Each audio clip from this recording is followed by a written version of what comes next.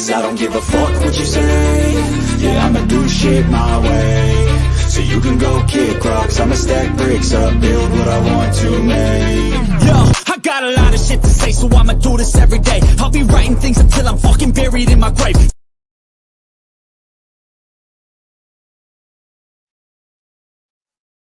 Hello. All right, let me see here. Let's find what Matt sent.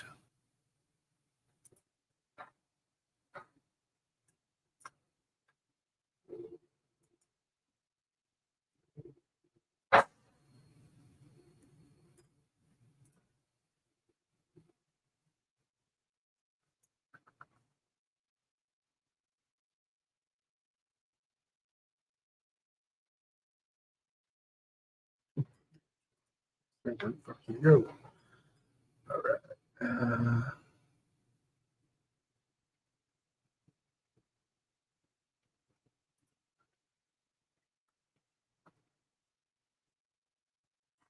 wonder why that pops up. Come there.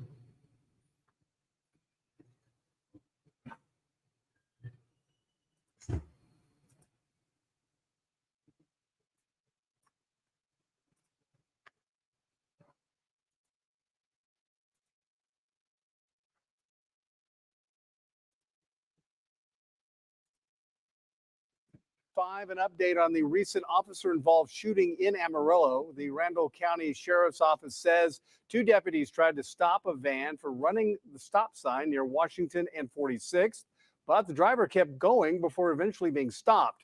The driver ignored commands to stay in his van and got out.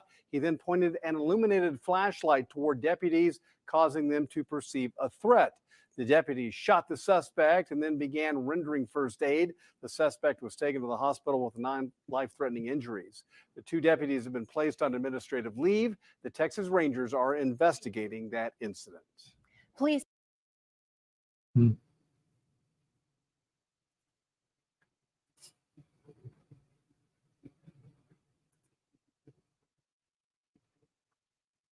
Fox News debate tonight in Milwaukee? Well, you know, a lot of people have been asking me that, and many people said you shouldn't do them, but you see the polls have come out, and I'm leading by 50 and 60 points. And, you know, some of them are at 1 and 0 and 2.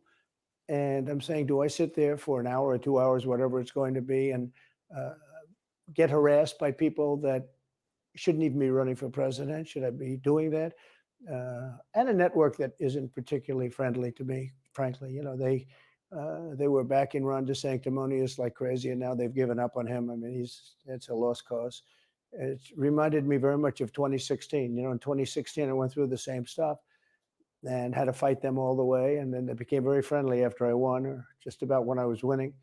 But I just felt it would be more appropriate not to do the debate. I don't think it's right to do it. If you're leading by 50, 60, I have one poll, I'm leading by 70 points, and I'm saying, why am I doing it? And I'm going to have 8 people, 10 people, whoever made the debate, I don't know how many it is, but I'm going to have all these people screaming at me, shouting questions at me, all of which I love answering, I love doing, but it doesn't make sense to Say. do. So I've taken a pass, as you probably noticed. Well, I did. I'm grateful that you did. It's interesting, though, because you spent a lot of your career in television. Yeah. You had a top show in television on NBC. But you don't feel the need now running for president to do television, obviously. Do you think television is declining? Well, according to a poll that I guess we just saw, it just came out where it's down like 30, 35%. But I think they were referring to cable. I think cable's down because it's lost credibility. MSNBC, or as they say, MSDNC, is so bad. It's so wrong what they write and what they do and what they say. It's, you know, it's fake news, as I said. I think I came up with that term. I hope I did, because it's a good one. It's not tough enough anymore. It's corrupt news. You know, really what you do is call it corrupt news, but somehow that doesn't play as nicely, but it is corrupt news. So you have MSNBC and you have CNN, who's absolutely doing no ratings at all. I mean, they're dead. But they're doing none because they don't have credibility. They really don't have credibility. Fox is way down, as you know. And the good old days are long ago. I will say this, it could come back, but they just don't have a lot of credibility, Tucker. You know that perhaps better than anybody. I think it was a terrible move getting rid of you. You were #1 on television, and all of a sudden we're doing this interview, but we'll get bigger ratings using this crazy forum that you're using than probably the debate or competition. When you say there are people on stage who shouldn't be running for president, who do you mean? Well, I don't want to really use names, but it wouldn't matter too much. A guy like, I call him Ada Hutchinson. It's Asa, but I call him Ada. Why do you call him Ada? I could tell you, but I don't want to get myself in a little trouble. But he's weak and pathetic, and he was, I never understood the guy, never knew him. He was the governor of Arkansas, not a very popular guy. I don't know how but that state is such a great state. The people are so incredible in that state, and they love me and I love them. How does this guy get elected governor of Arkansas? But he's nasty always, and has been. A guy like Chris Christie, the guy left with a 8%, think of it, 8% approval rating in New Jersey. Now he's running for president, and he runs solely on the basis, let's get Trump. How hot is he going to get up in the UP savage, maniac. He's like a lunatic. And that's all he talks about. His poll numbers are very, very low. He's about 2%. What's he like? You know him well. No, I've been friendly with him over the years, but I couldn't give him a job because I just never trusted him very much. I was just never one of his people that really trusted him. I never gave him the job. And that's one of the reasons he feels so hurt and so betrayed. And I understand that. I really do. I understand it, but I never gave him, he wanted to be different things. He was looking at different elements of the administration, and I decided I didn't want to do it. And now I'm glad I did, because you see, but we had some great people. I had great people. We'll have even better people if we do this, because now I know Washington. Before I didn't know Washington. But guys like Bill Barr were terrible. I mean, they were, I would say, Bushies. I say that with respect to the Bush family, but they were Bushies, and it doesn't work out for us. It was clear, this is kind of far afield, but it was just interesting. I read Barr's account of his time. He wrote a book about it, right? His autobiography. And in it, he lies about Jeffrey Epstein's death. Clearly lies. Do you think Epstein killed himself sincerely? I don't know. I will say that, he was a fixture in Palm Beach. Yeah. I don't know what Barr said about it either. I have no idea what he said. What did he say? He killed himself, probably? He said he killed himself, and that they were going to do this investigation. They never did the investigation. It's never been public. Well, and they hid it. And why are they doing that? And clearly Barr knew. But why would Bill Barr be covering up the death of Jeffrey Epstein? Bill Barr didn't do an investigation on the election fraud either. Okay. He said he did, and he pretended he did, but he didn't. McSwain, the U.S. attorney in Pennsylvania, Philadelphia, said Barr just wouldn't let him do it. It was crazy. Barr became so petrified, so frightened of being impeached. They were going to impeach him. I don't know if you remember. It's not a big moment in history. But they said, we're going to impeach. They play a much rougher game, the left, the lunatics. Yeah, I did play it. And they were going to impeach Bill Barr. And he was petrified. Now, how do you not get impeached? Don't do any of this stuff. But he didn't do the job there. I don't know what he did with Epstein, but possibly he didn't. Do you think it's possible that Epstein was killed? Oh, sure, it's possible. I mean, I don't really believe. I think he probably committed suicide. He had a life with, beautiful homes and beautiful everything, and I'm pretty sure that's what they're doing, man. Incarcerated and not doing very well. I would say we know how often that happens. But there are those people. There are many people. I think you're one of them, right? But a lot of people think that it's not their money anyway. Killed. He knew a lot on a lot of people. He was killed. You think so? I think the closer you look, I'm not a conspiracy person at all. I believe everything I hear. But yeah, the closer you look into it, I mean, the Attorney General of the United States, your Attorney General, clearly lied about the Epstein death. Yeah, and he was. Why? He was certainly. It wasn't well done. They had no cameras. They had no anything. Everybody was sleeping, and a case could be made. Look, I'm not going to get involved in it, but I can tell you a case could be made either way. But it certainly wasn't the most well-run place. So the reason I'm asking you is I'm looking at the trajectory since 2015 when you got into politics, for real, and then won. It started with protests against you, massive protests, organized protests by the left, and then it moved to impeachment twice, right? And now indictment. I mean, the next stage is is violence. Are you worried that they're going to try and kill you? Why wouldn't they try and kill you? Honestly, they're savage animals. They are people that are sick, really sick. You have great people in the Democrat Party. You have great people that are Democrats. Most of the people in our country are fantastic, and I'm representing everybody. I'm not just Republicans or conservatives. I represent everybody. I'm the president of everybody. Let me know. But I've seen what they do. I've seen the lengths that they go to when they make up the Russia. When that's exposed and I don't answer. they go down, and Barr should have gone after them, and other people should have gone after, and they did very late. Because the Durham report came out, it was fairly good. It could have been a lot tougher, I guess, but it was fairly good. But it explained how corrupt it was. I'll tell you who did a great job was the Inspector General Horowitz. He did a phenomenal report. You didn't have to go to Durham. He did it on Comey and on, I guess, McCabe and some others. And it was a vicious, it was basically a true report how bad they are. Do you have your these people are sick people. These are people that okay. Well, I think they hate. You ready to start Monday? You want to know the truth? When you see open borders, when you see these policies that they have, and so many other things, it's so sad to see. Do We you have know a the country location that's is? very fragile right now. I've never seen. Okay. I would say, what I'm going to do is I'm going to I just ran text in you 16, your which starting was 15, information but I ran and the in address. It's on the 16, back of the actually in handbook, 16. but just so you have it as well. On text. There was tremendous spirit. In 20, It's right there on was even South more Telegraph. spirit. It's right We on got South many Telegraph, right by. millions we got millions and millions more Solution Center. votes. You know, it wasn't even a contest. People said, "Well, what do you think of 20?" I said, "We did much better. We did." There's no We got name based in on front of the number building. of votes. We got many more votes in 20 than we did in 16. All right. But the election All right. was If rigged. you have It was a any rigged questions or election. concerns, just shoot me a text And or with give me a COVID, they use call. COVID to cheat in a I'm lot not of here. different I will things, answer and the we texts have as soon as so I'm able much to. on it. It's like so easy. But we had judges that didn't want to look. We had people didn't want to get involved. They could he's a conspiracy theorist if you say anything about the election. But I have never seen spirit like there is right now. Even coming down here, the people on the road that are just absolutely going crazy. And the reason is, I think they like me, and I know they loved my policies. I hope they like me too. You know, a lot of people say they don't think they like me, but I have never seen spirit like it is right now. And the reason is because crooked Joe Biden is so bad. He's the worst president in the history of our country. I don't think he's going to make it to the gate, but you know, you never know. But he's a corrupt person, so corrupt that I took the name off Hillary. You know, I don't do two people at one time. I took the crooked Hillary and I retired the name. That was a good day for her. I bet she was very happy. And I used it for Joe because it's crooked Joe.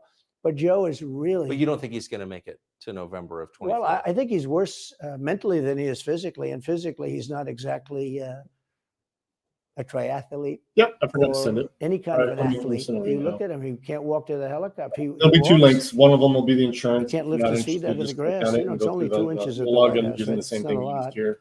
But you watch him, and it looks like he's walking on toothpicks. Opting out. So, and then you see him on the There's beach the where he direct can't deposit lift form a will be chair. there. You So know, those once chairs that's are meant done, to be once light, you finish right? the direct They're like deposit form, 2 ounces. shoot me a Lift him text up, saying it's done, and I'll check it. can't Because lift the chair, sometimes there's he an can't issue with it. walk to the chair. If that And happens, I don't know there's what an they're issue. doing with the beach. You know, this beach is seeming to play All a right. big role, but All they right. love We'll pictures see of you him Monday. on the beach. I think he looks terrible on the beach. Have a good He weekend. looks terrible on the beach. Skinny legs. Well, he can't walk through the sand. You know, sand is not that easy to walk through, but when he walks through it, he can't walk through Hey, the what's sand. that? And there's somebody in there that thinks he looks fabulous at the beach. I think he looks horrible at the beach. Plus, the beach doesn't represent what a president's supposed to be doing. You're supposed to be working. You're supposed to be getting us out of that horrible, horrible war that we're very much involved in with Russia and Ukraine. You could do that. You could do that very easily. I believe you could do that I don't believe he could do it because he's just incompetent. But that's a war that should end immediately, not because of one side or the other, because hundreds of thousands of people are being killed. Can you imagine you're in an apartment house and rockets are going into that building and blowing it up and knocking it down? And who can, why should anybody, human beings, these are human, whether they're Russian or Ukrainian or whatever they are, it's got to be stopped. And it can't be stopped very easily. It would have never started. If I were president, it would have never started. So back to Biden, I'm interested. So you think he's failing? He obviously is failing. I think it's clear to everybody. But that would make Kamala Harris the candidate? Well, not really. I mean, I guess they'd have maybe a free-for-all. A lot of people say she has to remain. for certain reasons the candidate. She has to. I don't think that's true, actually. I don't think that other people would stand for it. She has some bad moments. Her moments are almost as bad as his. I think his are worse, actually. Yeah. But She seems pretty senile too. she speaks in rhyme. It's weird. It's weird. But she has bad moments. And In rhyme? What do you? well, the way she talks, the bus will go here and then the bus will go there because that's what buses do. And it's weird. The whole thing is weird. This is not a president of the United States future.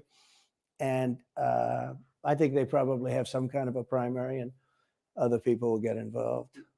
Newsom, right? I mean, Could be. I mean, I always got along well with him, believe it or not, but could be him, could be somebody else. He's got a big load on his shoulders because you look at California, what's happened. But I don't know if the American people really, the people that vote for him, I don't even know if they care. You look at so many of the things that are going on and people don't seem to be, in the old days, if you had a bad record, it meant a lot. Today, if you have a bad record, it doesn't really mean anything. He looks good. He's a nice looking guy, speaks well. But Biden, every time you watch him talking, it's like he's walking on eggs. You're waiting for him to collapse. And he almost always does. And I got to know the leaders of all of the countries, essentially, but the big ones. And the bigger, the tougher the leader. It's like sort of, I guess maybe that's the way it's supposed to be. But I got to know President Xi of China and Putin and Kim Jong-un, North Korea. Did a great job with North Korea, kept us out of a nuclear war. We would have 40,000 dead soldiers right now. They'd drop a nuke right on top of the military base. But we have 40,000 soldiers over there. And I did great. I got along with them great. That's a positive. The press said, he said nice things about Kim Jong-un. I also said horrible things at the beginning. Horrible enough that he wanted to talk. And we talked and we met in Singapore. We met actually twice. And we had unbelievable meetings. I know him very well. We were in great shape with him. Yeah, I've been playing in a few days. What do you think he and Xi and Putin think of Biden? I think they can't believe it. I think they probably say this is some kind of a system. They had great respect for our country. They respected me. They had great respect for our country when I was there. Every one of them. Look, if you go to North Korea, you take a look at what happened. The Olympics was dead. South Korea spent billions on the Olympics. Nobody was going to go. They didn't want to get blown up. They called me and they said, we are going to let the Olympics proceed. This is North Korea. I said, you should go into the Olympics. Put your athletes in. It wasn't like, they were big on athletes because, famine. But they went in and they actually participated. And within about 2 days, the entire thing was sold out. And if it wasn't me, that would have never happened. But I got along very well with him, and that's a positive thing. He does have massive nuclear power, by the way. And if Hillary would have gotten in, or if the Obama thought process continued, it would have been a nuclear war, absolutely, with North Korea. He was expecting to go into a war, and it would have been a nuclear war. So do you think the rest of the world looks on at Biden and thinks someone else has got to be running the government? Well, somebody else has to be. I don't think he's capable of doing anything. Look, when I debated him, I said, how come, and this was in front of probably not a friend of yours, Chris Wallace. He was the moderator. Not a friend.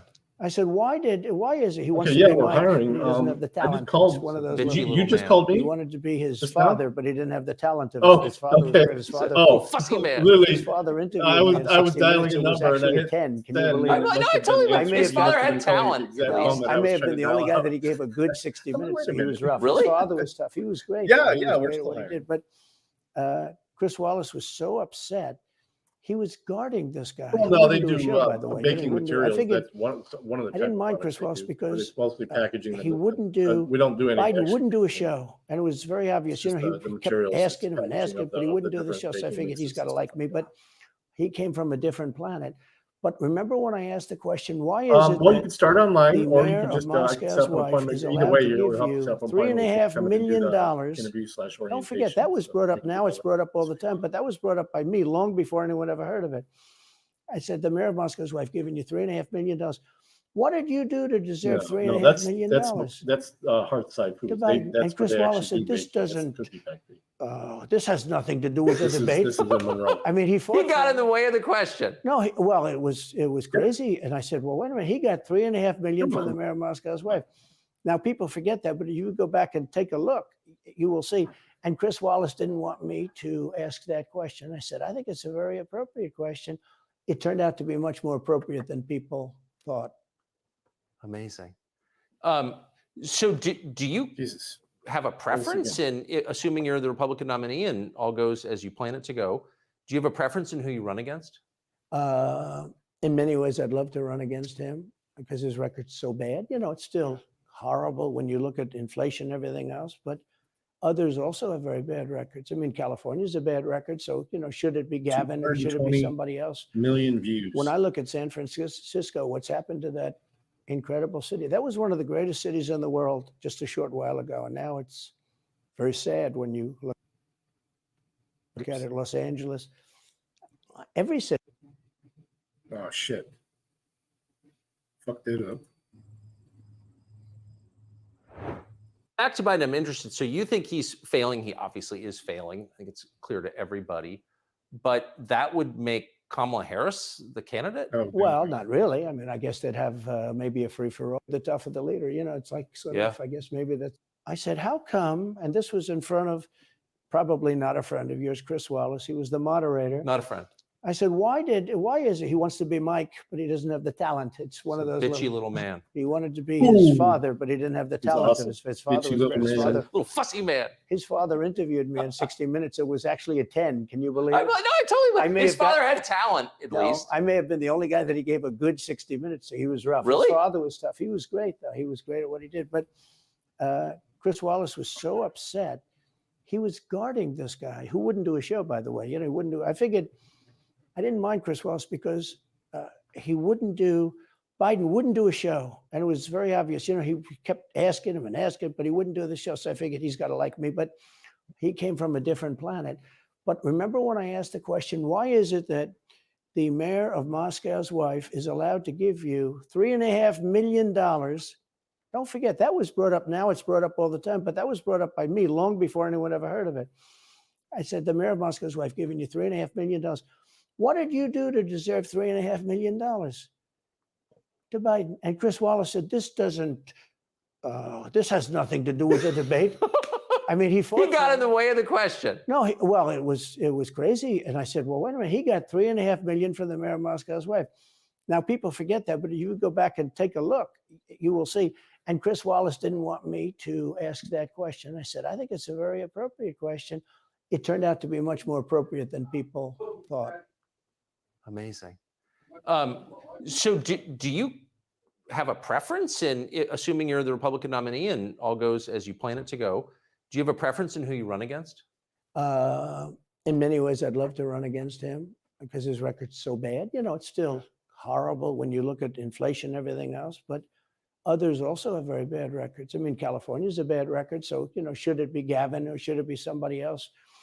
When I look at San Francisco, what's happened to that incredible city? That was one of the greatest cities in the world just a short while ago. And now it's very sad when you look at it. Los Angeles, every city practically, all the Democrat-run cities. You know, Republican-run cities are doing very nicely because they arrest people when you have crimes.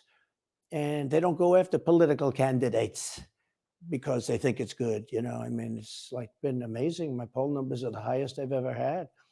But because people understand it. Can I just ask you, that Yes. gets back to my original question. So if the protest didn't work, you got elected anyway. Yeah. Impeachment didn't work twice, obviously. Indictment is not working. Your poll numbers go up. When they raided Mar-a-Lago in August of last year, your numbers went up. They can indict you 20 times and you're not gonna lose the Republican primary because of that. Well, So, it like, makes it look even more ridiculous. I mean, the 4 indictments, and maybe there'll be more. I don't know. These people are crazy. But they're counterproductive. So if you chart it out, it's an escalation, Yeah. is what I'm saying. Yeah. So what's next after, try to put you in prison for the rest of your life? That's not working. So like, don't they have to kill you now?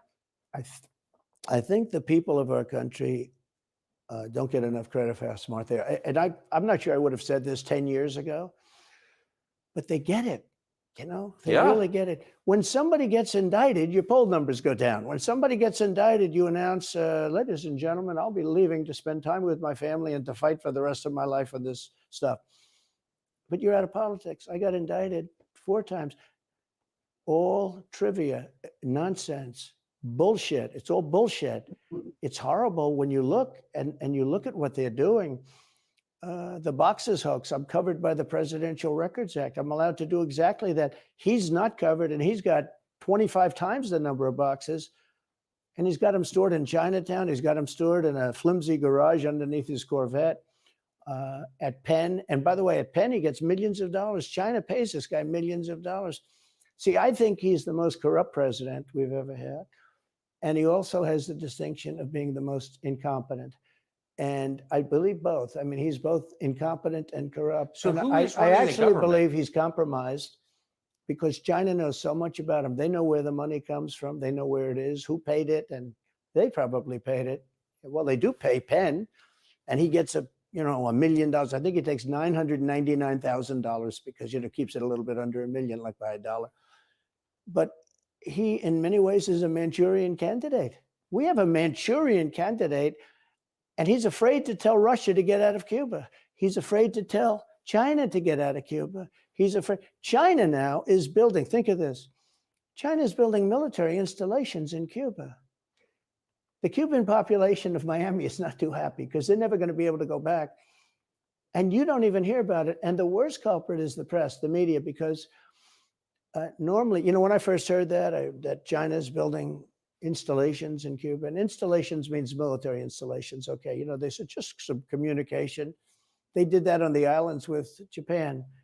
They took the island, they started this massive construction, and they told everybody, including the Japanese have to be very careful. They told everybody, but this is a housing development. They're going to build a housing development. And I said, how come the runway is 20,000 feet long? Private jets need 4,000 feet. They don't need 20,000 feet. The big ones need 20,000 feet. Oh, thanks, inDOCtriNATION. That's cool. And I looked at the runway. Happy anniversary.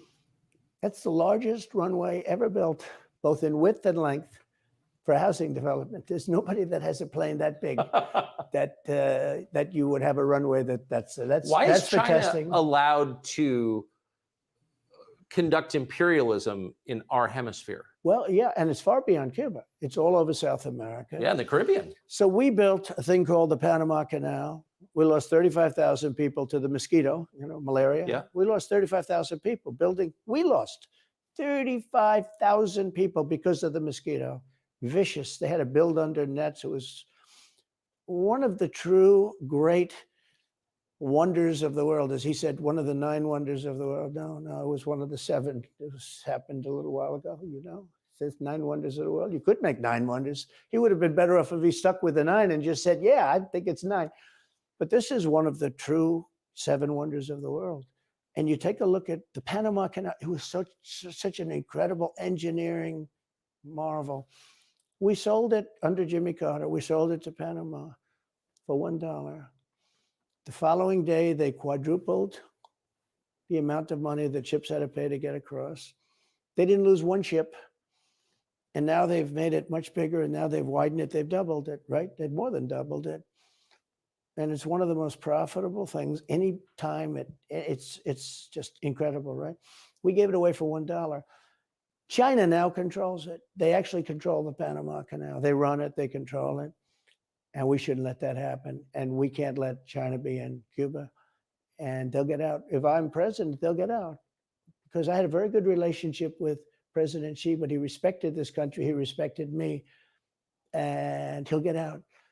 And we can't let them run the Panama Canal. We built the Panama Canal. Should have never been given to Panama. We should have had it.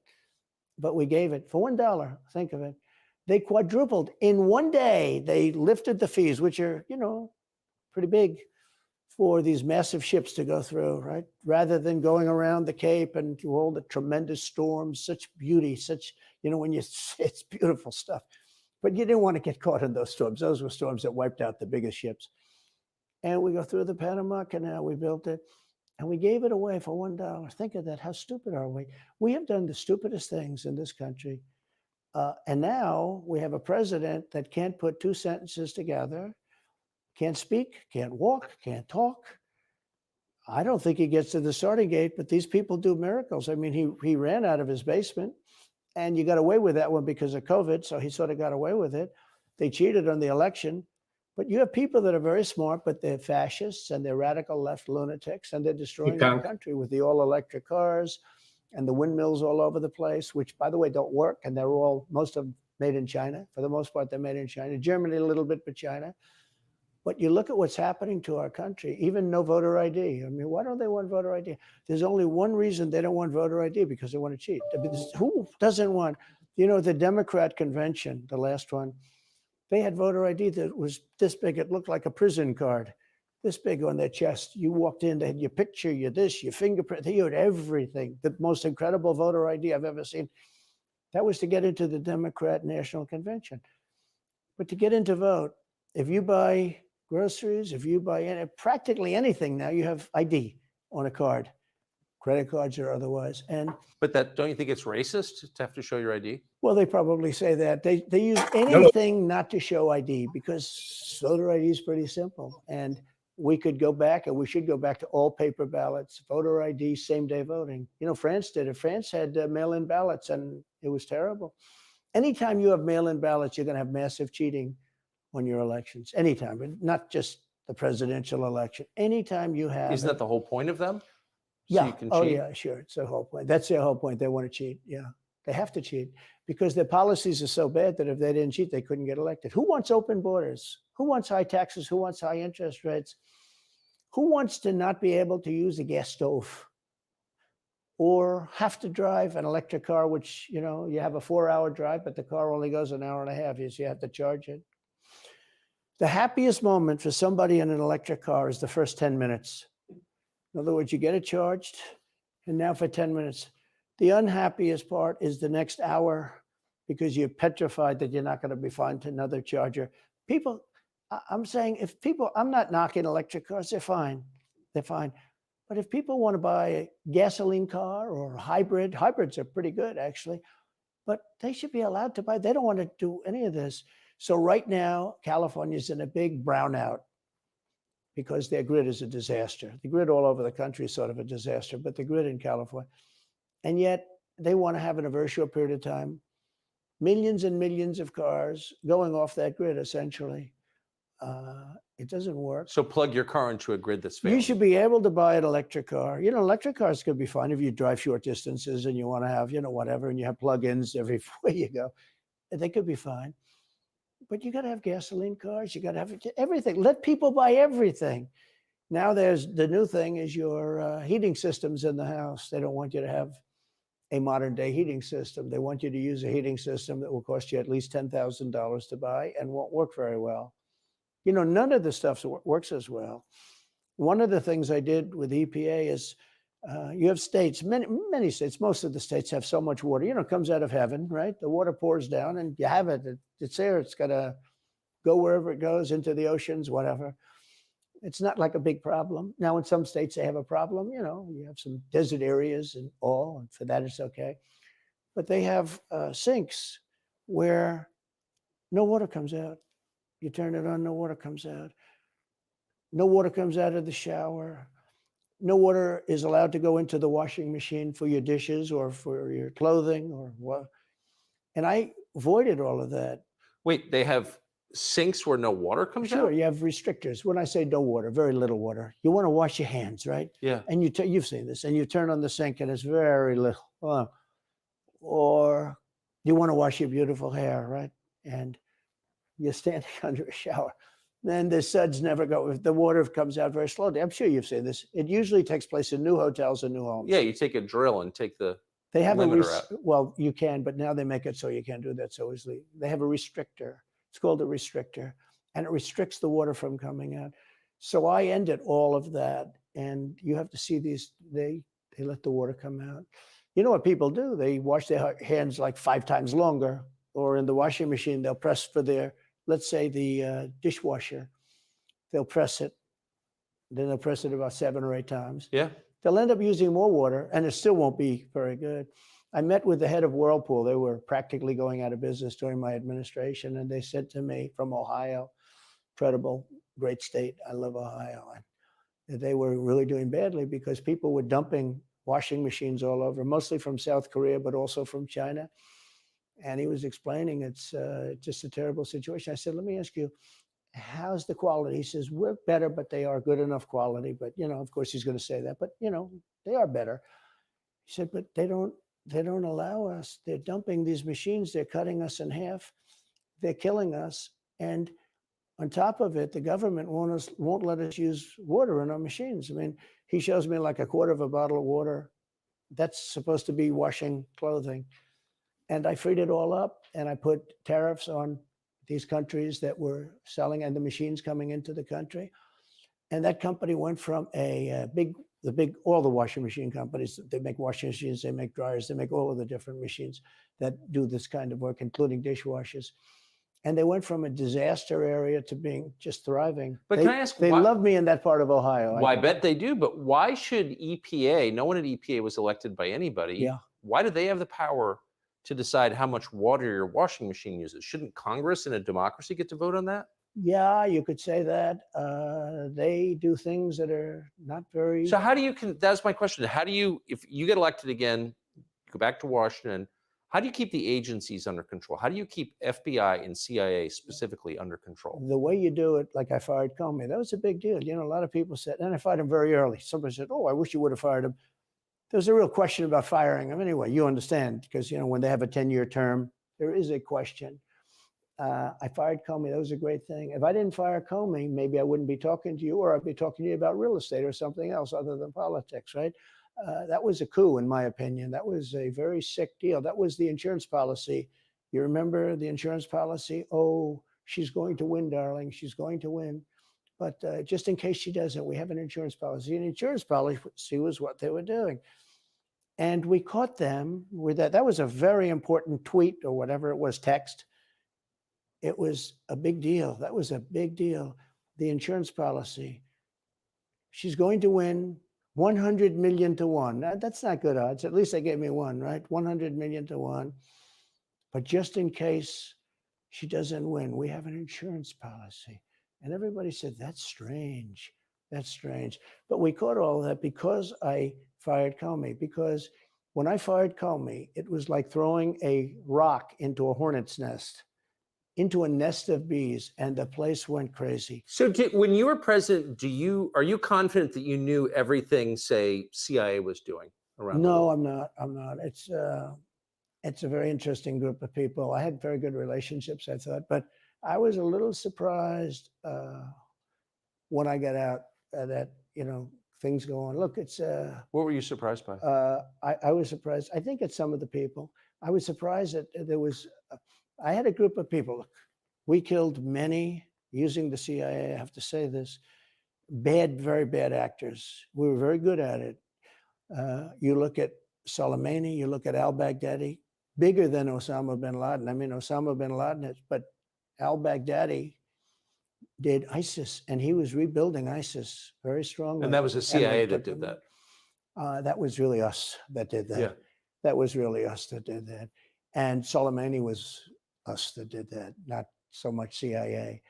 But we did some very good work with the CIA.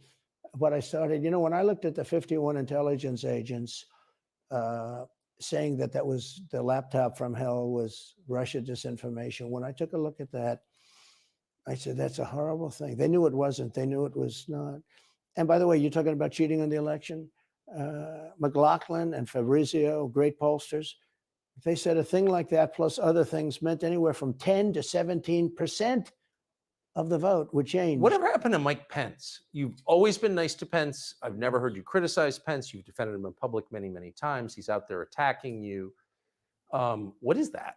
So Mike wants to run for president. You got to understand, in my opinion, Mike Pence had the absolute right to send the votes back to the legislatures. The Democrats and everybody said, you don't have the right. In other words, what I said, is he a human conveyor belt? You mean if he finds fraud in Pennsylvania, in Georgia, in any of these states, Arizona, he has to send them to Mitch McConnell, right? That's right, sir. Well, If he finds fraud, he has to. Yes, sir. I said, so he's a conveyor belt. Boom, put him in. I said, I don't agree with that. And we had some lawyers, not all, we had some lawyers that said, no, you do have the right to send them back to the legislatures to be rechecked. Because if you looked at what went on in Wisconsin, who, by the way, now agree with me, Wisconsin has been virtually, other than the fact they're not allowed to do anything statutorily, but Wisconsin has been, I mean, what they found is incredible. I mean, we won Wisconsin, but Mike Pence had the right, in my opinion, to send him back. Do you ever talk to him now? No, I haven't spoken to him in a long time. I was very disappointed in him. I didn't want to do what Thomas Jefferson did. Thomas Jefferson, it was Georgia. And it was, hear ye, hear ye, the great state of Georgia is not capable or allowed to tabulate their votes. And Thomas Jefferson, who was the vice president, said, is Georgia sure that they cannot tabulate their votes? Georgia is sure. He didn't send them back and have them redo it. He said, we will keep the votes of the great state of Georgia for Thomas Jefferson and his president. I didn't ask him for that. Could have done that too, but I didn't. I thought that would be turmoil. I asked him to send him back to his legislature, to the legislatures, you know, in Wisconsin, let's say. But why didn't he? I mean, you'd worked together for 4 years. You're the president. He's VP. You say you're aligned on everything. I think he got very bad advice. I really do. Now, let me tell you what happened. I sat there with a few people. I think his lawyer was in the room too. His lawyer was very much against it. There were other lawyers that felt you could do it. It was one of those things. I think you could have done it. I think you can always do something if you see fraud or if you see problems. But it's very interesting. So after the election was over, the rhinos got together with the Democrats and they redid the election, so you couldn't do it anymore. So then I called the people. I said, so in other words, you're saying I was right. You could do it. Yes, you could do it. In other words, they took the Voting Act and they redid it so the vice president no longer has the power to do what I said he could do. So when that happened, I said, wow. So, and you know, you'd look some of these Democrats in the eye and they say, he has absolutely no right to do it. And immediately after the election, they met rhinos, could name them all, and Democrats, and they approved legislation that takes away the right of the vice president to do it. So I said, so you're saying I was right. The vice president did have the right to do it. And they said, yes, he did. So if you're saying they stole it from you last time, why wouldn't they do the same this time? Oh, well, they'll try. They're going to be trying, yeah. But, and not only me, you know. Look, DeSantis is out. I think he's gone. So he was at a level. People have figured him out. He's gone. But if somebody else got in, other than me, they'll go at him just as viciously as they did me. These people are sick. They will go after them. And a lot of people say they won't be able to hold up. I do get credit for holding up quite well, I must tell you. I think it's... How do you do that? How do you get indicted, you know, every week and stay cheerful? It's... I think it's a lot easier because I'm so high in the polls, because it means the people get it. The people see it's a fraud. The people see it, like this horrible district attorney from just a little while ago, from essentially Atlanta, that's Fulton County. She said, basically, I don't have any right to challenge an election. Well, what about Stacey Abrams? What about Hillary Clinton? What about all of these Democrats that are still challenging my election? The same people that are saying he's challenging an election challenged my election. And they did it with slates. They did it with all sorts of things. They were very bad about it. But basically, they're suing me and they're saying, you don't have any right to challenge it. If you challenge an election, we're going to indict you and put you in jail. So what they're doing is they've weaponized, and don't kid yourself, the DOJ and Biden and the whole group, they're watching all of this stuff. They love the local stuff. You know, the DA in Manhattan. Not only that, they put one of the DOJ top people into the Manhattan DA's office to run things. They don't even have a case against me. It's not even a case. Everyone says, even the Democrats say, you can't bring these cases. You have no case. The attorney general or the district attorney Fannie Willis in Atlanta. She's getting killed. Basically, she's saying Trump doesn't have the right to criticize an election.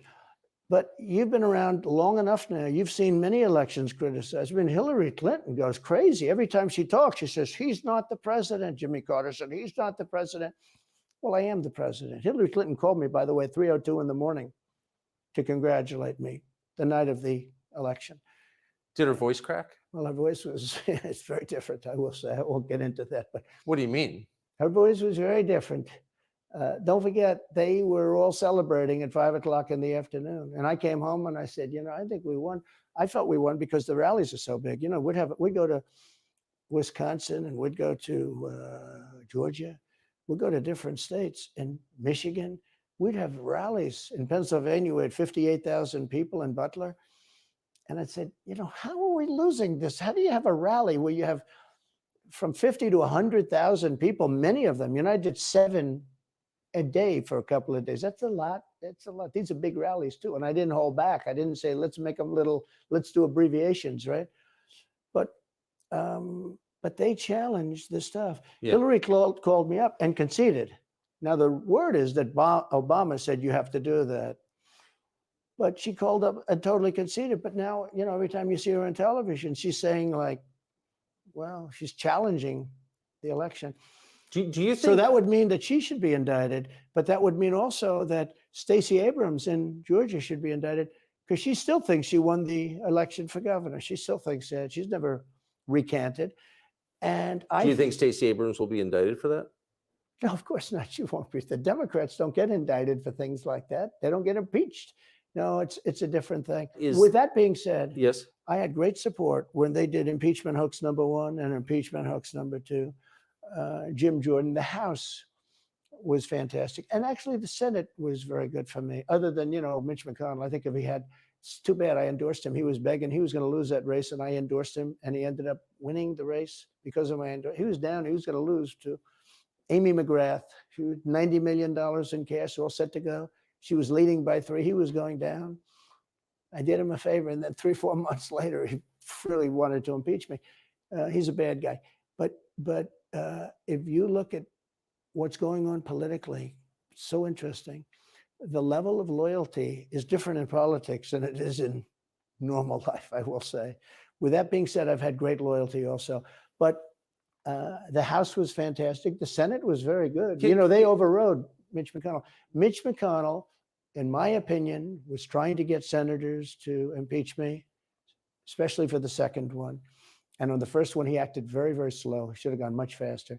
But Mitch McConnell wanted to, and the senators went up to guys that are subservient to him because he gives money. You know, he gives them money. He gives them a lot of money. He raises some money and he gives it to them, and therefore they do what he said. That's the only form of leadership he's got. So last question, if you're elected president again, what's your #1 priority? When you ran last time, you said, I will build a wall. This time, your bottom line top promise to the country. So you can do numerous things at the same time. Of course. But let's say #1 is a border and taking hundreds of thousands of criminals that have been allowed into our country and getting them out and bringing them back to their country, Guatemala. By the way, not only the 4 countries that we think of as neighbors, all over the world. Last month, we had 149 countries represented. Think of it. We had 149 countries represented, Tucker, from places that many people never even heard of, coming into our country. And they're coming in from mental institutions and they're coming in from prisons. They're emptying out their prisons all over South America. They're emptying out their mental institutions. Terrorists are pouring into our country. We have no idea. I had the strongest border in the history of our country, and I built almost 500 miles of wall. You know, they like to say, oh, was it less? No, I built 500 miles. In fact, if you check with the authorities on the border, we built almost 500 miles of wall. And I had another 200 that I was going to build. You know, it's like water, it seeks. And we're going to build another 200. We built it. It was all set to go. All they had to do was install it. It would have taken 3 weeks. And that's when I found out. I said, I think these people actually want open borders. The first thing I would do would be, I would seal up the border good and tight, except for people that want to come in legally. Do you think we're moving towards civil war? there's tremendous passion and there's tremendous love. You know, January 6th was a very interesting day because they don't report it properly. I believe it was the largest crowd I've ever spoken before. And you know some of the crowds I've spoken before. And like July 4th on the mall, I think they had 1 million people there. But I think that the biggest crowd I've ever spoken before was on January 6th. And people that were in that crowd, a very, very small group of people. And we said patriotically and peacefully and patriotically, right? Nobody ever says that. Go peacefully and patriotically. But people that were in that crowd that day, very small group of people went down there. And then there are a lot of scenarios that we can talk about. But people in that crowd said it was the most beautiful day they've ever experienced. There was love in that crowd. There was love and unity. I have never seen such spirit and such passion and such love. And I've also never seen simultaneously and from the same people such hatred of what they've done to our country. So do you think it's possible that there's open conflict? We seem to be moving towards something. I don't know because I don't know what it, I can say this. There's a level of passion that I've never seen. There's a level of hatred that I've never seen. And that's probably a bad combination. Donald Trump, thank you. Thank you very much. Very much. Thank you. That is a bad combination, by the way. Bad combination. Thank you.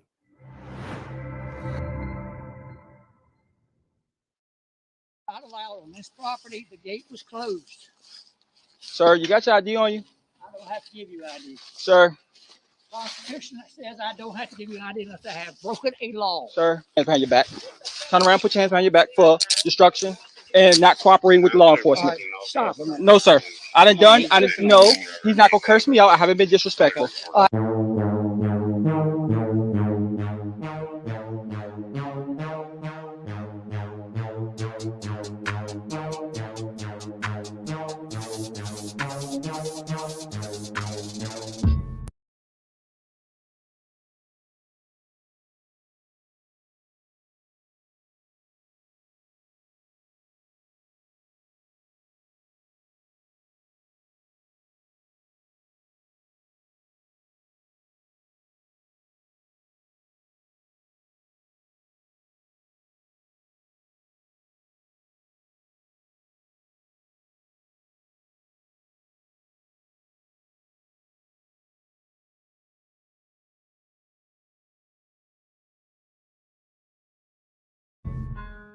Okay, so originally called is shots fired in area. Anytime shots fired in area, we got to come. If it's hunting, we hunt. Sorry.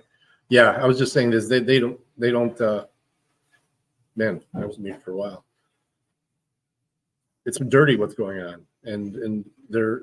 I don't think the Republicans are prepared to get as dirty. I don't vote anymore just because it's. You're not going to vote. We're not going to vote our way out of this. It's going to come down to a conflict. Who wants to vote for their next master, no matter what side they're on?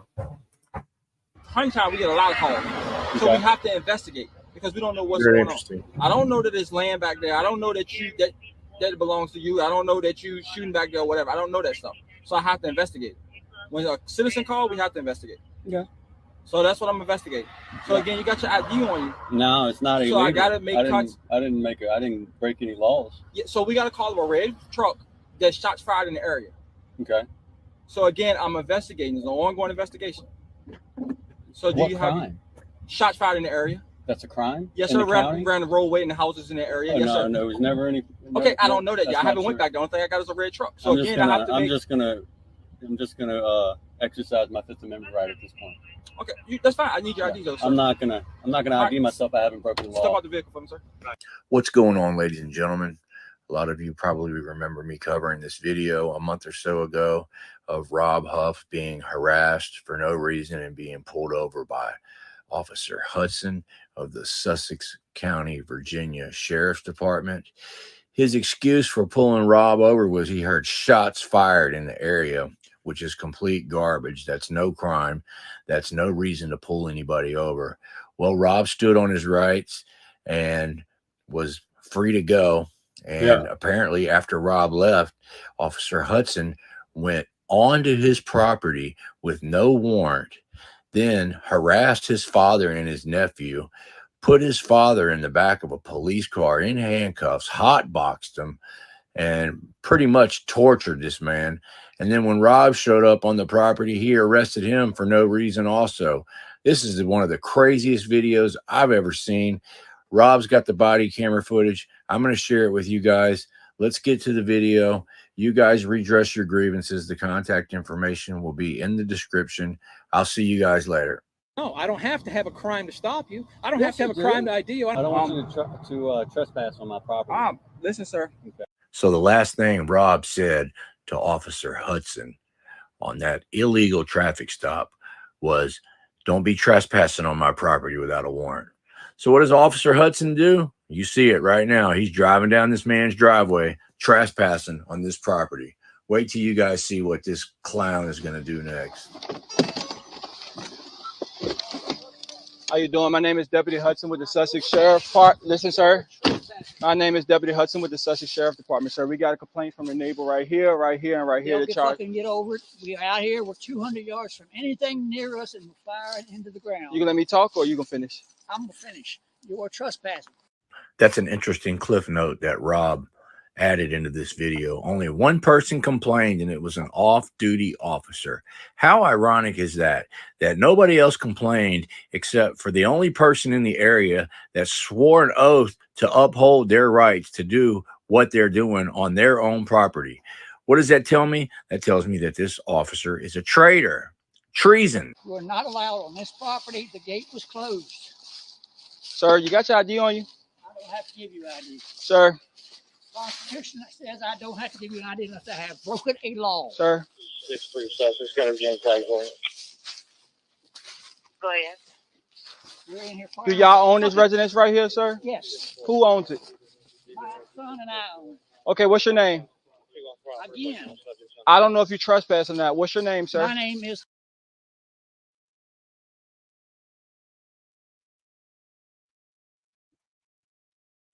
Your son's on it. Our family own it. Okay, so did he give you permission to come out here? You just pulled him over. I don't know. No, you pulled him over 5 minutes ago. Sir, did he give you permission to be out here?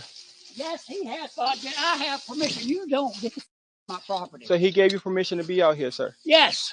Can you call him and he can tell you that he gave you permission? You just pulled him over. Did he give you permission to be out here, Did you sir? or did you not pull him over? Not 5 minutes ago. No, he didn't identify himself. I don't know who he is. Did he give you permission to be out here, sir? I have permission to be on my own property. Can you call and verify that he gave you permission? He's being an asshole. No, I'm not, sir. I'm trying to figure out that this is the people that's supposed to be out here. No, sir.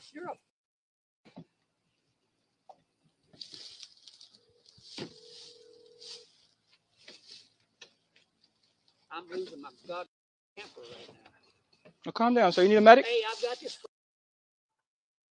cops here trespassing on our property. Wants to know whether or not I have permission to be here. Can you tell them I'm so bad? And I've been telling him the same thing. So who's the owner of the property? He is. What's his name? Off my property. What's his name, sir? Get the off my property. So are you the owner or he the owner? Our family owns this property. Our family owns this property. What is your family name, sir? I've told you that 3 goddamn You got times. your ID on you? No, that's it. I ain't dealing with it. Get off the property. You have your ID on you, sir? Let me call the police. Call them. Anybody that knows their rights, like Mr. Huff does here, would be losing their mind just like he is. I know I would be losing my mind dealing with this idiotic cop that doesn't know anything about his job or the laws. I mean, that would be like me going to a restaurant and ordering a steak and a surf and turf, and then I have to go back in the kitchen and show the cook how to cook it. This officer does not know anything about his job. All he's doing is violating rights and pissing on his oath to the Constitution. It is truly disgusting.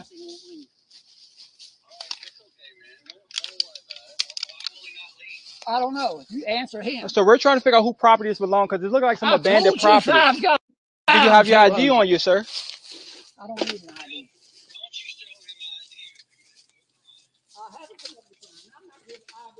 Okay, so sir, maybe I can talk to you. This is where it goes. You got a second? We don't know who owns this property. We got people call here and say shots fired over here.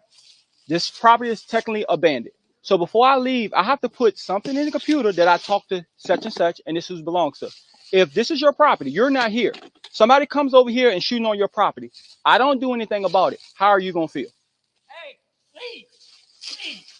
Sir, I can't leave right now because it's an open investigation. You're trespassing. Sir, you might want to calm down before you go to jail, sir. You might want to calm down. Well, if he owns it, he needs to come back and show his ID. Okay, that's fine. That? Get the hell off my property. Sir, turn around, put your hands behind your back. Turn around, put your hands behind your back for destruction and not cooperating with law enforcement. Right, stop. No, sir. I didn't no, he's not gonna curse me out. I haven't been disrespectful. All right, wait a minute. Stop. No, sir. I have a No, weapon. sir. I have a weapon in my pocket. That's fine, sir. Okay, it's unloaded weapon in my pocket right here. Right here. Here you go. This stupid bastard has put me in handcuffs. You don't need to get that. There you go. 740 Sussex, show one in custody. Come on, sir. I'm gonna read you your rights.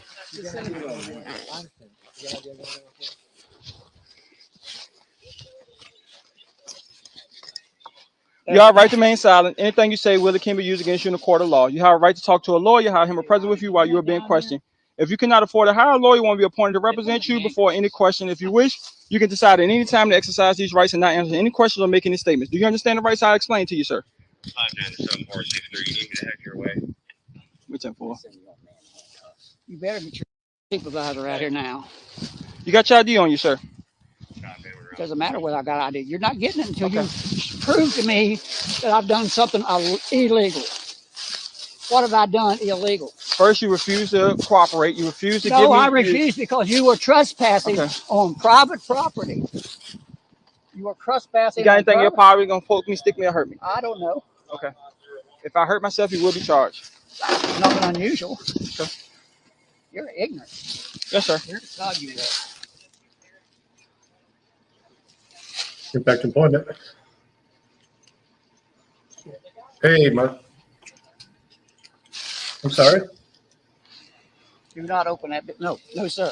You have no Okay, right. cool. I To was just open about to text her too. You're You guys ready to get started on Monday? Okay. You'll be at the Open your wallet in front of you. Do you want me to text you? You got $50 in there. No, I got more than $50 in there. You got a $50 bill. You got a 20, a 10, a 5, and a 1. Sir, Come back and stand right here, sir. Sit down. I don't want to stand here all day. I have a bad heart. You're All right. If you have any questions or anything like that, just shoot me a text and I'll reply to you as soon as I can. Instead of taking care of the property, people down there setting fire and trespassing, they want to trespass. No. Yeah, it's not that much farther though. It's over a Telegraph. So, all right. No, Yep. but the sign is. Bye.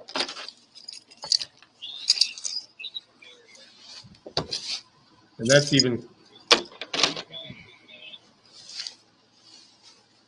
Y'all are, y'all are totally. You really are. This thing's hurting my wrist. 1 out of 5 is pushing it. 1 out of 10 is even pushing it anymore. I got family that work in it. 10-4. Can you check his criminal history?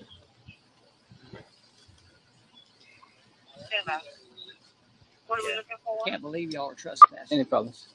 At this point, we don't know who the land belongs to. We're just trying to investigate a complaint, sir. That's all we're trying to do, okay? Well, then why didn't you investigate the complaint last week when they come in here and burn our woods and burn our We're property? talking about today, sir. We're talking about today, sir. Okay, I'm sorry, but that's how we got to do it sometimes, all right? Take a hand and we turn it the other way. That way it won't hurt your wrist as much, okay? Whatever. I can't see what you're doing. Okay. Take a hand and turn it this way so top of your hands together. That way it won't hurt your wrist as much, okay? Once you take the days off, I ain't going nowhere. That's up to my partner here, sir. All right? He's going to charge you with obstruction or not, okay? Now, again, who owns the land? Man, this cop is really irritating. He has known who this land belongs to ever since he pulled Rob Huff Jr. over earlier. And Rob told him, don't trespassed on my property. And so as soon as the traffic stop was over there, he goes straight over and trespasses on the property. And Mr. Huff, Rob's father, has already told him several times they own that land. Man, this cop needs to get a light. My son and our family. Who physically on the paperwork? Rob. My Okay, son. long as Rob said, hey, you got permission. You just heard him. You talked to him. I don't know if that's Rob. I don't physically know him. It doesn't matter. That's the simple fact that you are. All right, this what we're gonna do. Let's go. I'm gonna show you trespassing today, sir. Failure to cooperate with law enforcement, failure to give you information. You have a come on. No, come on, sir. Get my car. Give him the rest. Give him the rest of my stuff. Give him my billfold. You got your ID on you, sir? At this point, Officer Hudson is just going to go ahead and violate everybody's rights. That way, it'll just fatten up the lawsuit that much nicer. Okay, all right. Give him everything. Keys, everything. Take my revolver and put it away too, son. Yeah.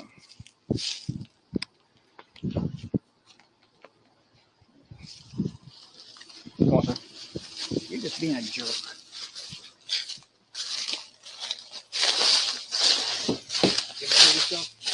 Yeah. Oh, you've been shooting too. 308? No, that's 9mm. Tinker toy shit. All right, stand right here for a second, sir.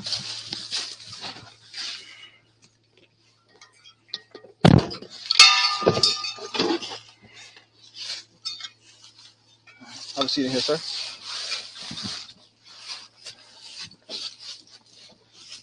You turn around? Yes, sir. We're taking you to headquarters.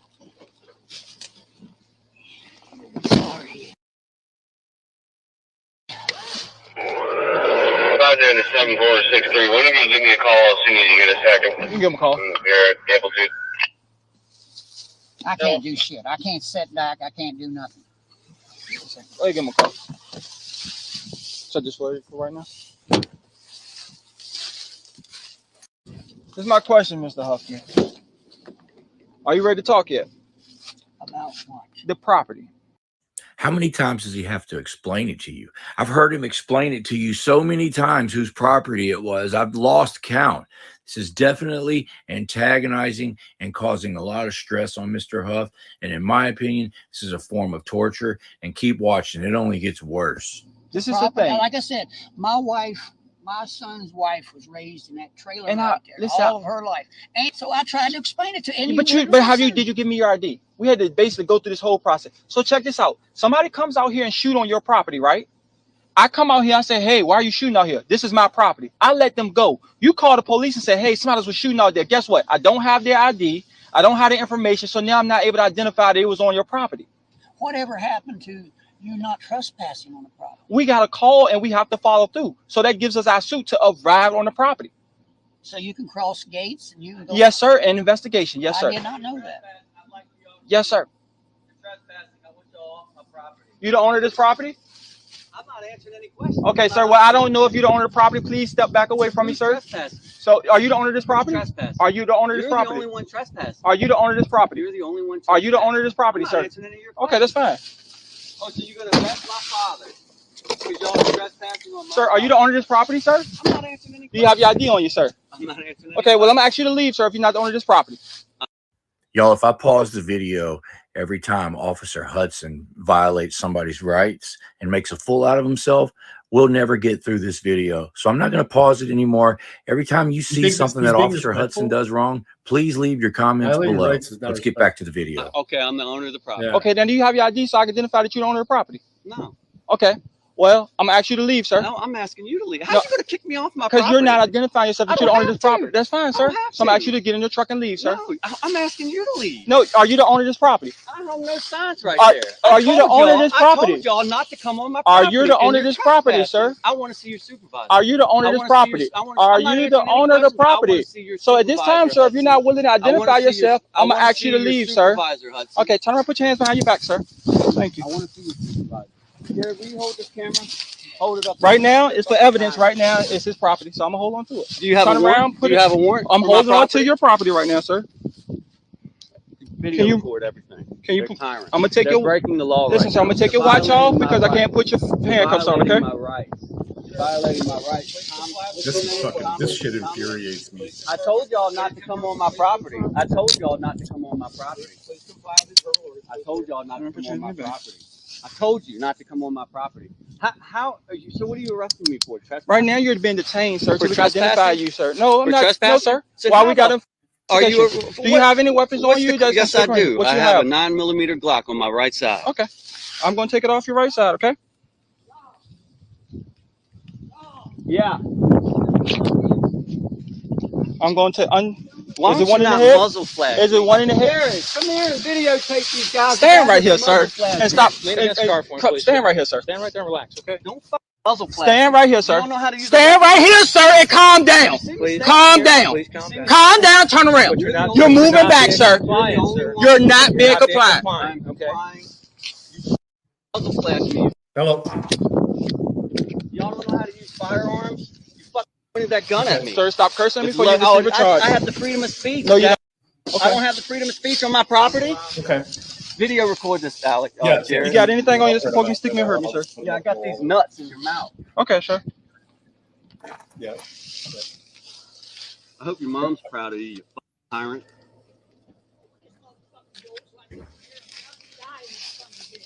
Oh, but don't try and. Oh, I want to see your supervisor. Can I see your supervisor? 7-4. 7-4?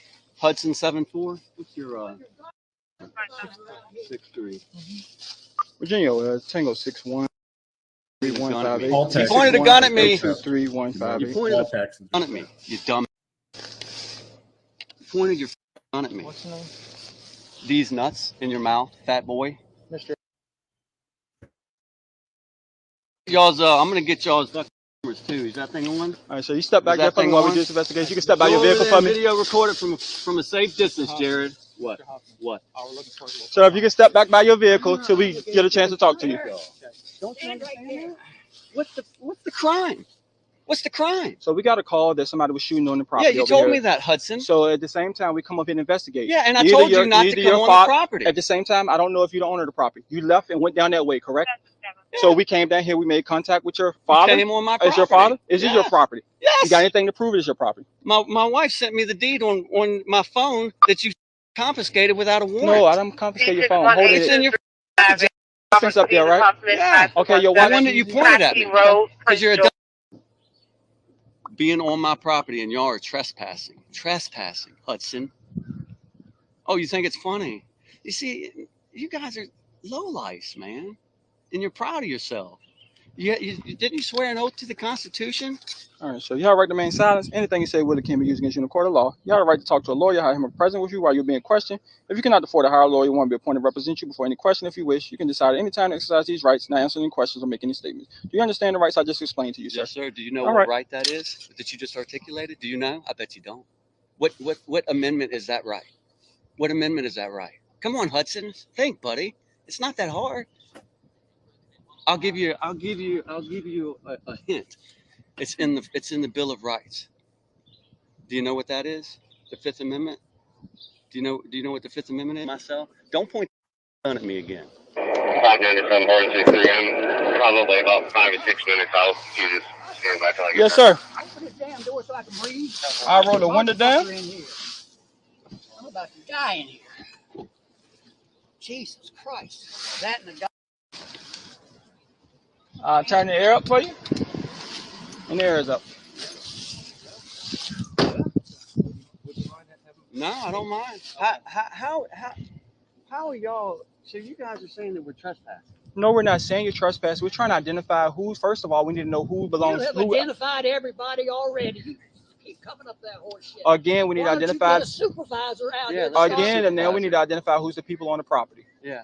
Who the property belongs Why to. do you need to know who the property? Because we need to make sure that people are not trespassing. You can tell me anything right now. Don't somebody have to call you and say, hey, there's somebody trespassing on my property? No, they called and Yeah, said don't that somebody's look at him. shooting Don't over look here. at him. They called and said somebody's shooting over here. Is At that this time, illegal? look, you have a right to Is remain that silent. illegal? We're gonna leave it right there. Is that illegal? Is that illegal? Subject does have history, but does not have any felony. 10-4. So, Mr. Huffman, if we could just establish that the property is yours, and if you can do that easily by showing us the deed on your phone, That would really help our situation out. So do you have that? Yeah, I have it on your phone. The one that you took from me, Hudson. Investigative detention, and we'll do what we have to do. Okay. All we're looking for is a little compliance. That's all, You don't please, get sir. any compliance. Do you have the deed and I'll you show wouldn't you show us the the deed? deed, Hudson, you low-life piece of shit. This time, sir, you're going to be charged. You're going to charge me with trespassing on my own property? No, I'm charging you for your verbal abuse. Oh, and that's the profane First language Amendment use. to the Constitution. No. I'm on my property. Jared, are you recording? Come over here a little bit, buddy. Sir, stay right on over We'll there. get to where you can see them because they're Come up here. You ain't got it. You ain't got the first. Are you aware? Are you familiar Sir, with let's the First hey, Amendment? listen, sir, let's cut You it don't know short. the There's First nothing else to say, Amendment? sir. You Nothing else to you say. took an oath to uphold the First Amendment to the Constitution. Turn around right here, That's sir. the And first- just wait till a supervisor That's get the here. First Amendment. It's freedom of speech. Sir, I can say anything I want. You're right. You're And right. so you're arresting me. You You're just right. said you're arresting You're me right, sir. for using foul You're right. language. You're right, sir. Yeah. So Bobby, shut up. He's just jumping at straws to have some way to be a big man.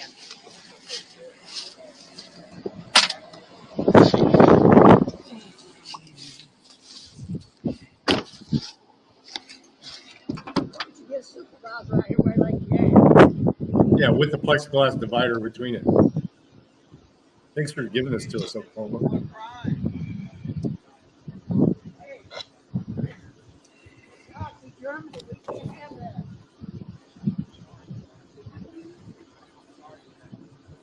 I have any questions for you, Norma? Yes, sir. Okay. 9/8/2023. I mean, I'll just change it. He put the wrong date on it. Where's the name at? Steven. I'll put my initials that I did it. One of them, did you see the front of it? I don't know which one is All right, that. we're going to finish this up and then Is be on that- that way. She showed us the deed. So let me, yeah. One of them just printed his name. He didn't sign or put his initials on the front page. Yeah, so I'm going to go ahead and. But he worked. get this- I mean, he went through get this this process paperwork. a while No, ago I'm not. to be a I'm forklift got driver to for a while, so You're gonna violate we do have an older one. stroke and stuff. I just noticed that when I turned it in, I was like, damn, he didn't even fucking sign the front page. Because I'm always just. I'm no, charging him though. Okay, so you can get the second. Yeah. No. Why you charging me? Hey, First Amendment. Yeah, I got his IDs right here. Let me just stroke this and then be on the way.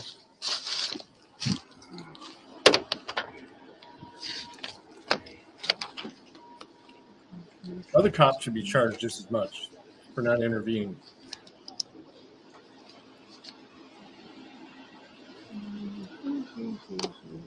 All right, so this is what we can do, sir. I can stroke you a summons and let you go, or you continue to talk. I can take you to the jail and take you in front of magistrate. All right, then why don't you open the door and let me out? Which so I one- can get some which- air. I you- want some air. I just rolled down both windows down. First, you said you couldn't sit down. I'll sign the paper. Just open the door. Where are you gonna sit down at? You said you couldn't sit down at I first. was gonna sit down on the ground if I have to. I'll get the here. Take this son. No, when I finish writing my summons, sir.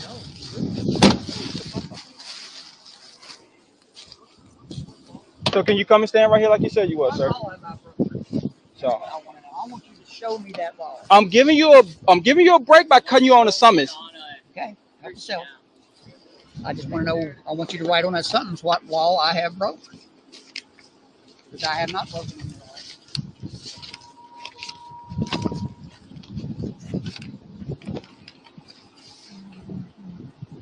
Sir, if you can stand right there for me, sir.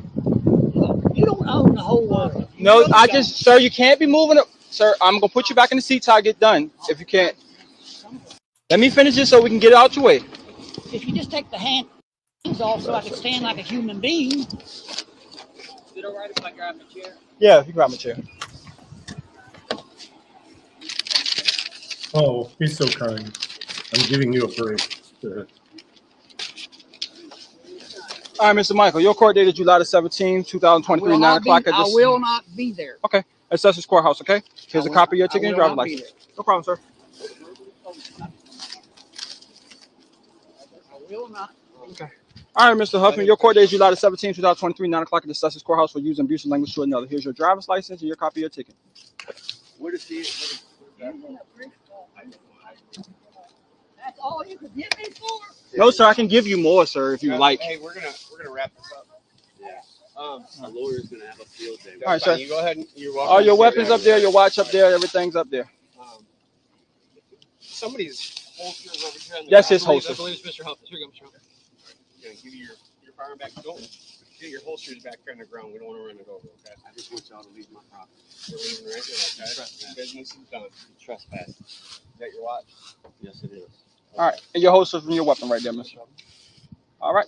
Have a good day. Hey, Be mine. call you. All right. Get off my property. Is your little camera on, Hudson? What's your badge number? 63? Yep. What's your badge number? 63? Yep. 63? Y'all have a good day.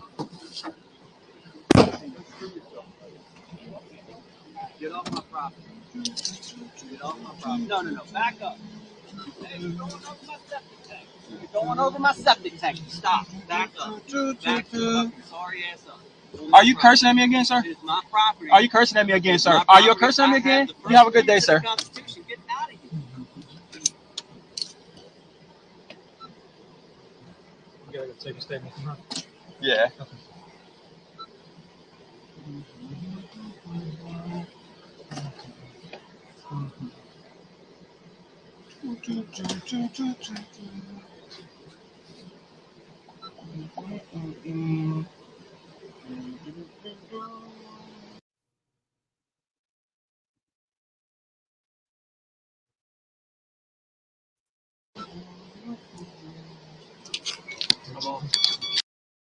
So it looks like Rob left everybody a message in the description of his video where I always look. He says, I only ask that everyone remain civil going forward. Please do not make threats or racist comments when calling. Should you choose to voice your concerns to the department in question, which is the Suffolk County Sheriff's Department in Virginia. Please exercise your freedom of speech and remember threats of violence are not protected by the First Amendment. The officers are only as good as their supervision, and they have been trained horribly. I agree. Sorry for the editing. I've never had to edit a video before. Department phone number, 434-246-5000. I will put that phone number in the description. Anyways, I hope you guys didn't blow a head gasket and have an aneurysm while you were trying to watch this video like I did. I was highly upset.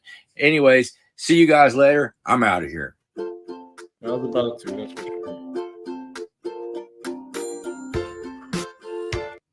That's crazy, man.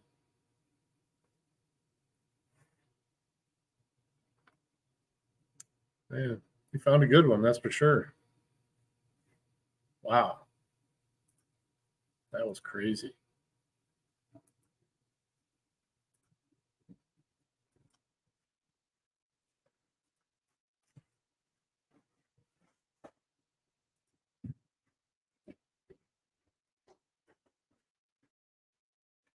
Phobia.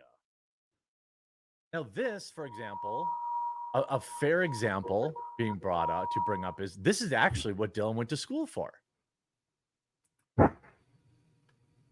Probably couldn't hack it, so decided to go figure that might be an easier path. Shit. Do it. But they didn't even get this job. I can't believe they didn't get the job. How very transphobic of Broadway.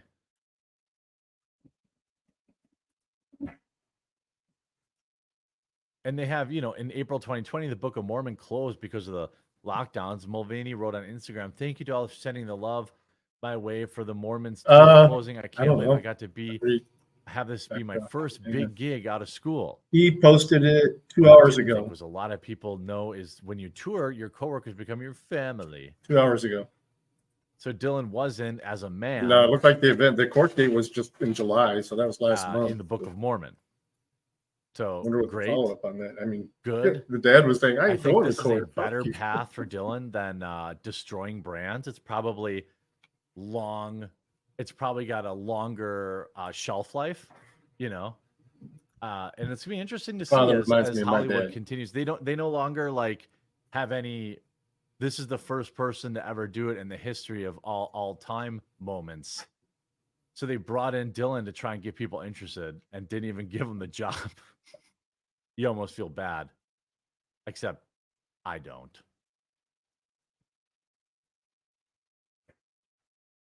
I mean, Dylan is an absolute genius in terms of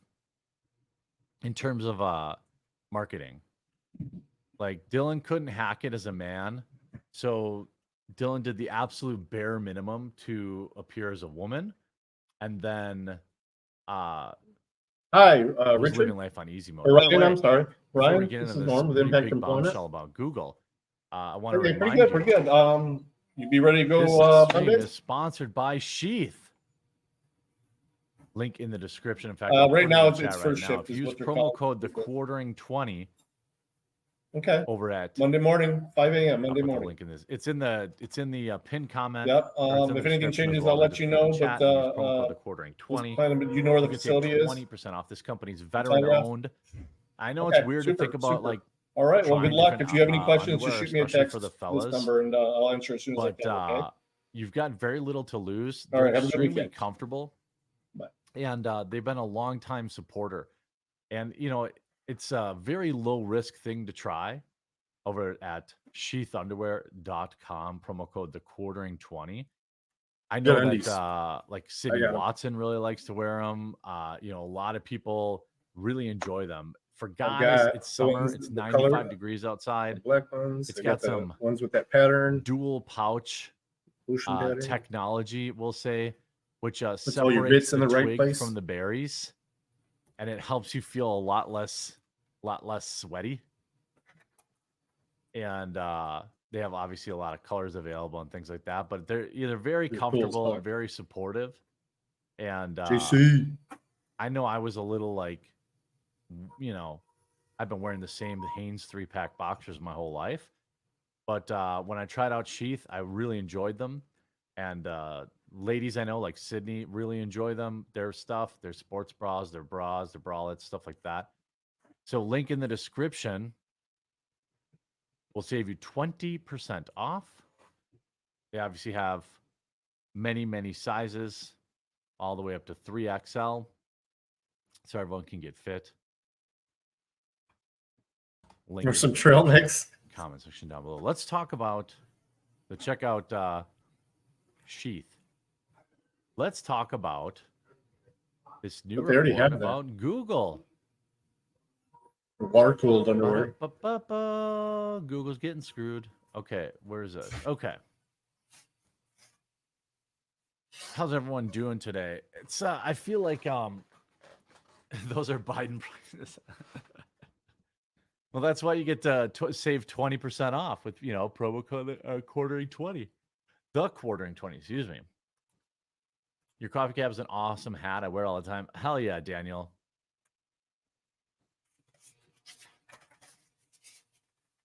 He sent me one of his hats. Interesting new report.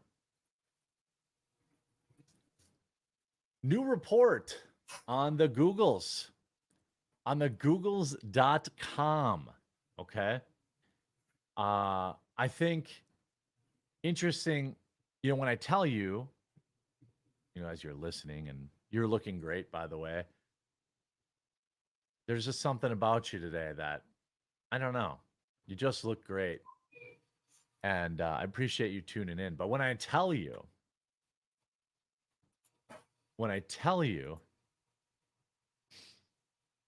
that Google's corrupt, you're like, no kidding, right?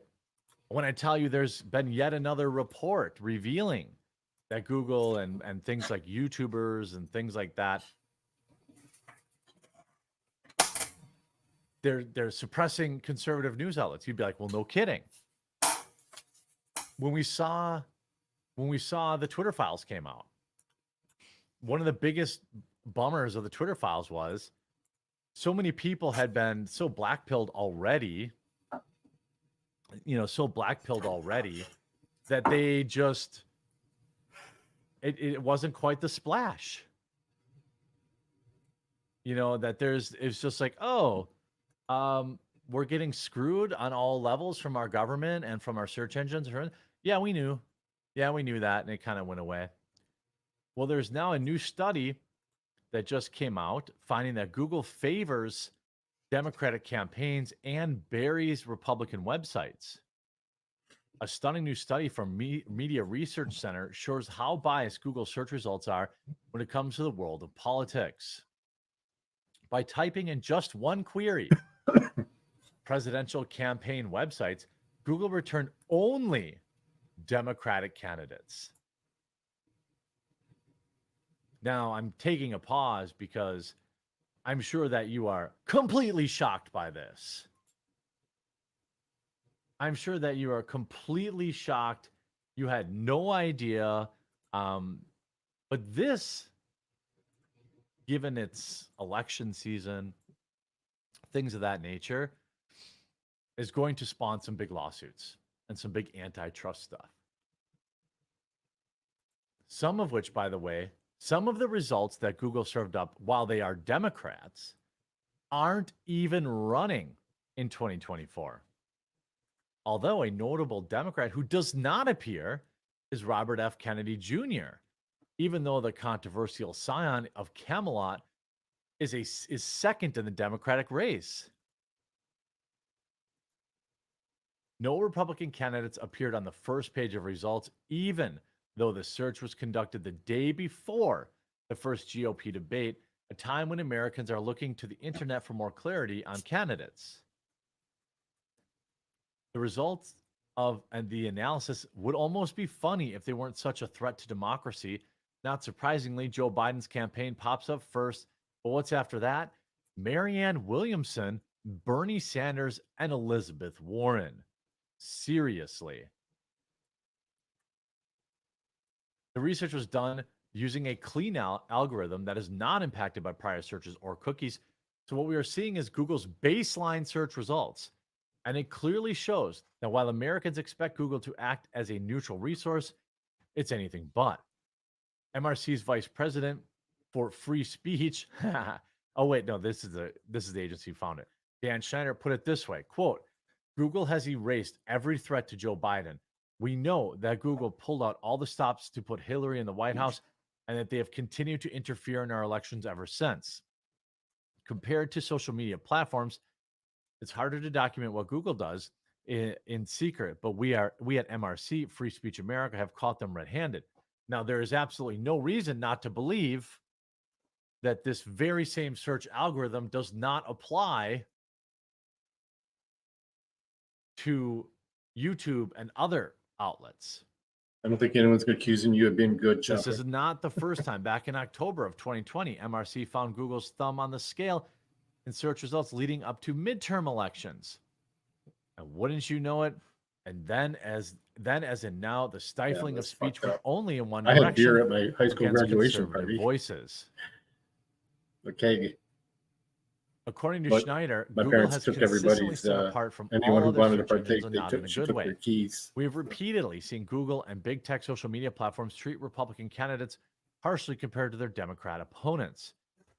There are only two things going on here. Either these biased results are intentional, which Google denies, or the implicit left-wing bias of the software engineers and others in the company is seeping onto the search engine.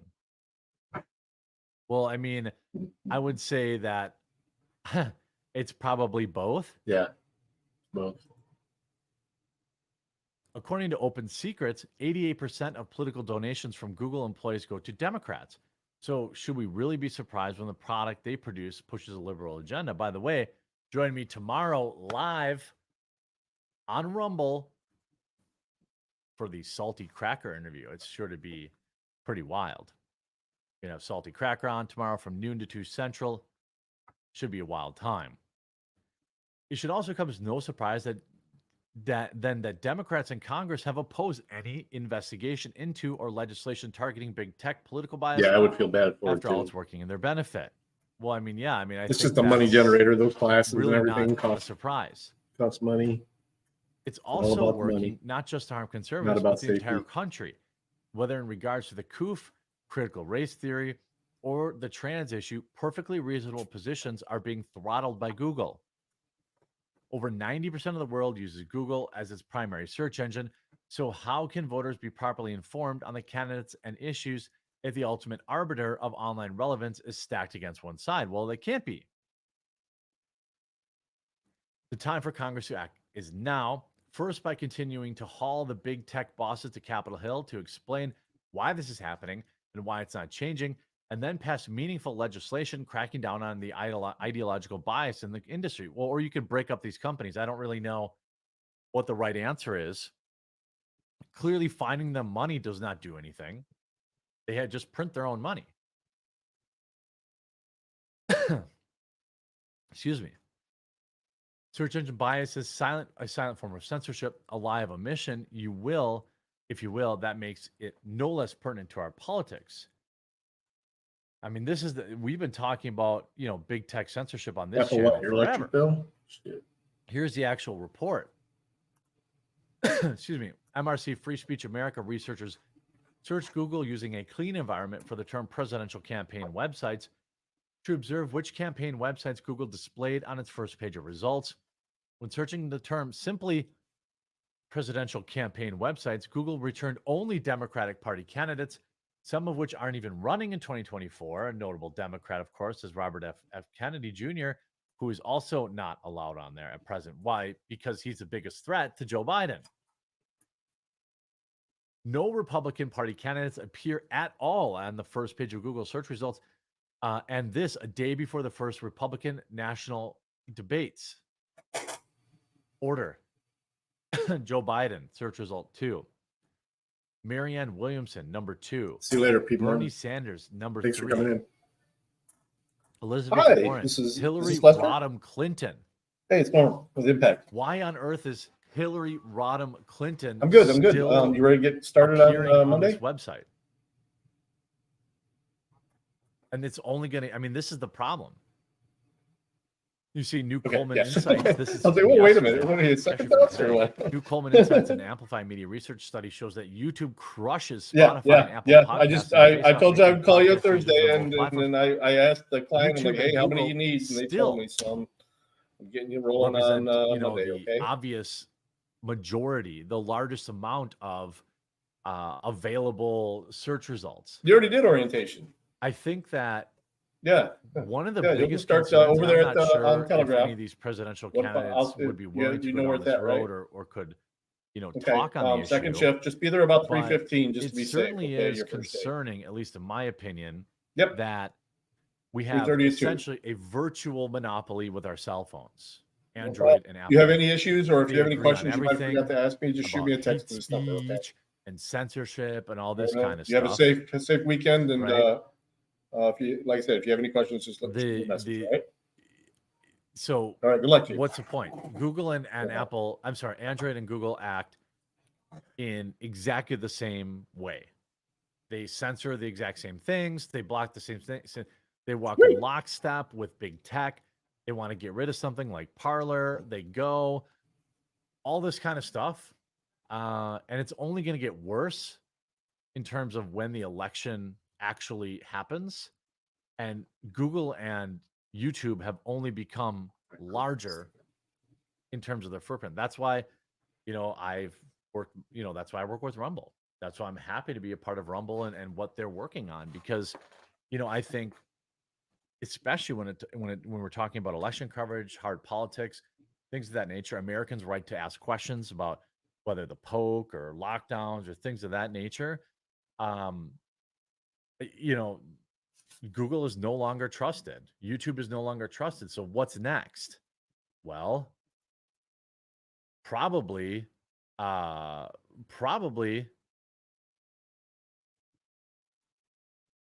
we need more competition. How do we get that? I'm not exactly sure. I hope you enjoyed this video. I look forward to your comments in the comment section down below, and we'll talk to you again real soon.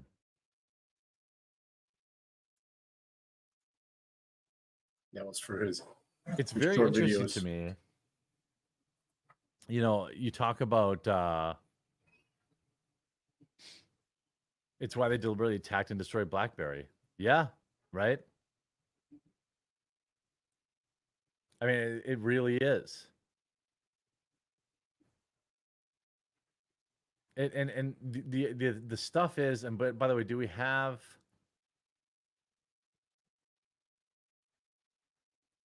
anything yet on the mugshot? Nothing yet. This is my favorite. Yeah. It'll be interesting to see as the political climates get insane. DuckDuckGo can't even be trusted anymore. Nope. Remember when Brave. DuckDuckGo had Do I have merch? a weird they had like, what was it? Their Not even CEO monetized. said some weird shit about like hate speech and all that kind of stuff. I'm not I will sure. though. I've got someone that's working on some good Do you stuff with me. remember Actually, that? What was that? you guys want to see a preview of something that's really cool? Derek Dumas just sent me a longer version of that Gabriel animation. This animation right here. I'm gonna show it to you real quick. Founder and CEO of DuckDuckGo. Look at this. Cause I don't give a fuck what you say. Yeah, I'ma do shit my way. So you can go kick rocks, I'ma stack bricks up, build what I want to make. Yo, I got a lot of shit to say, so I'ma do this every day. I'll be writing things until I'm fucking buried in my grave. Love it either. Okay, you've seen that. Let me see. I think it was hate speech. I'm gonna have to download it though. Yeah. Well, there's this, right? There was this shit. DuckDuckGo uses Furious at its response to the war in Ukraine. I haven't downloaded it onto this laptop. It's like 2 gigs. It's a raw file, so I'm gonna have to trim it down to use it. They had like the same kind of problem. The stream might get a little squirrely as I open Discord because Discord's so heavy on this laptop. I like using Brave Search. It's just not as good. It's not very good. It's okay. So we've got Salty Cracker tomorrow. Really excited to see that. If you haven't yet, by the way, thank you everyone for supporting the channel so much. We've got we hit 150,000 followers right now, which is great. If you're watching and you don't actually have a Rumble account yet, please do create one and get involved. Like literally get involved in the chat. There's like one weirdo loser in chat, but everyone else is awesome. And then if you haven't yet, please do give the channel a follow. There'll be a little green button down below the video. And then if you want to support me directly, it's not required, but it does go a long way. If you click this join button here, you can support me on Locals. It's $5 a month. And we do monthly members only video and things of that nature. And it definitely goes along. If you have creators that you really like and you want to toss them a $5 every month, it does go a long way, like literally. And so the more people that do that, the less ad reads I have to do, the easier things go. And it helps during the slow periods, which is definitely this month is brutally slow. I don't know if it'll play or not because I'm actually downloading it at the same time, but let's see.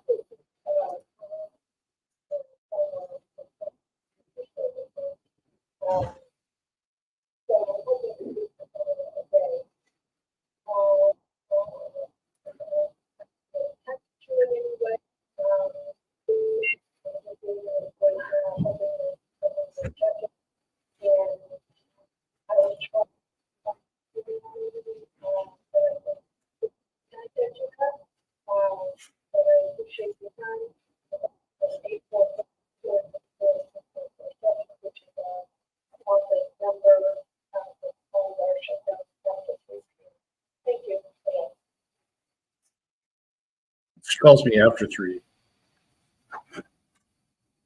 Pretty sweet though, huh? That was cool.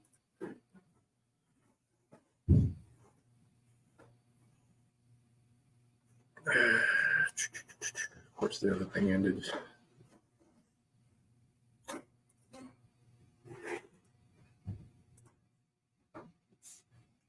That's a third of 9/11.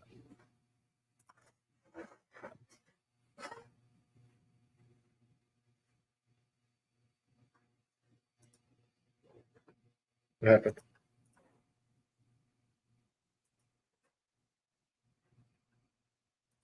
I think because I'm downloading it, I just fucked it up.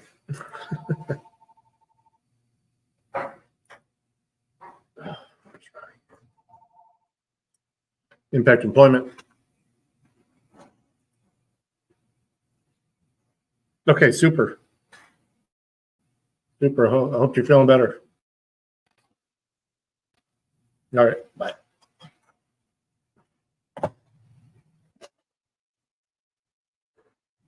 Mr. Rogers. Why isn't this working? By the way, 1,000 people died. That's a third of 9/11. It's going to keep locking up. Here, let's watch him on Kick. Open up my Kick chat too.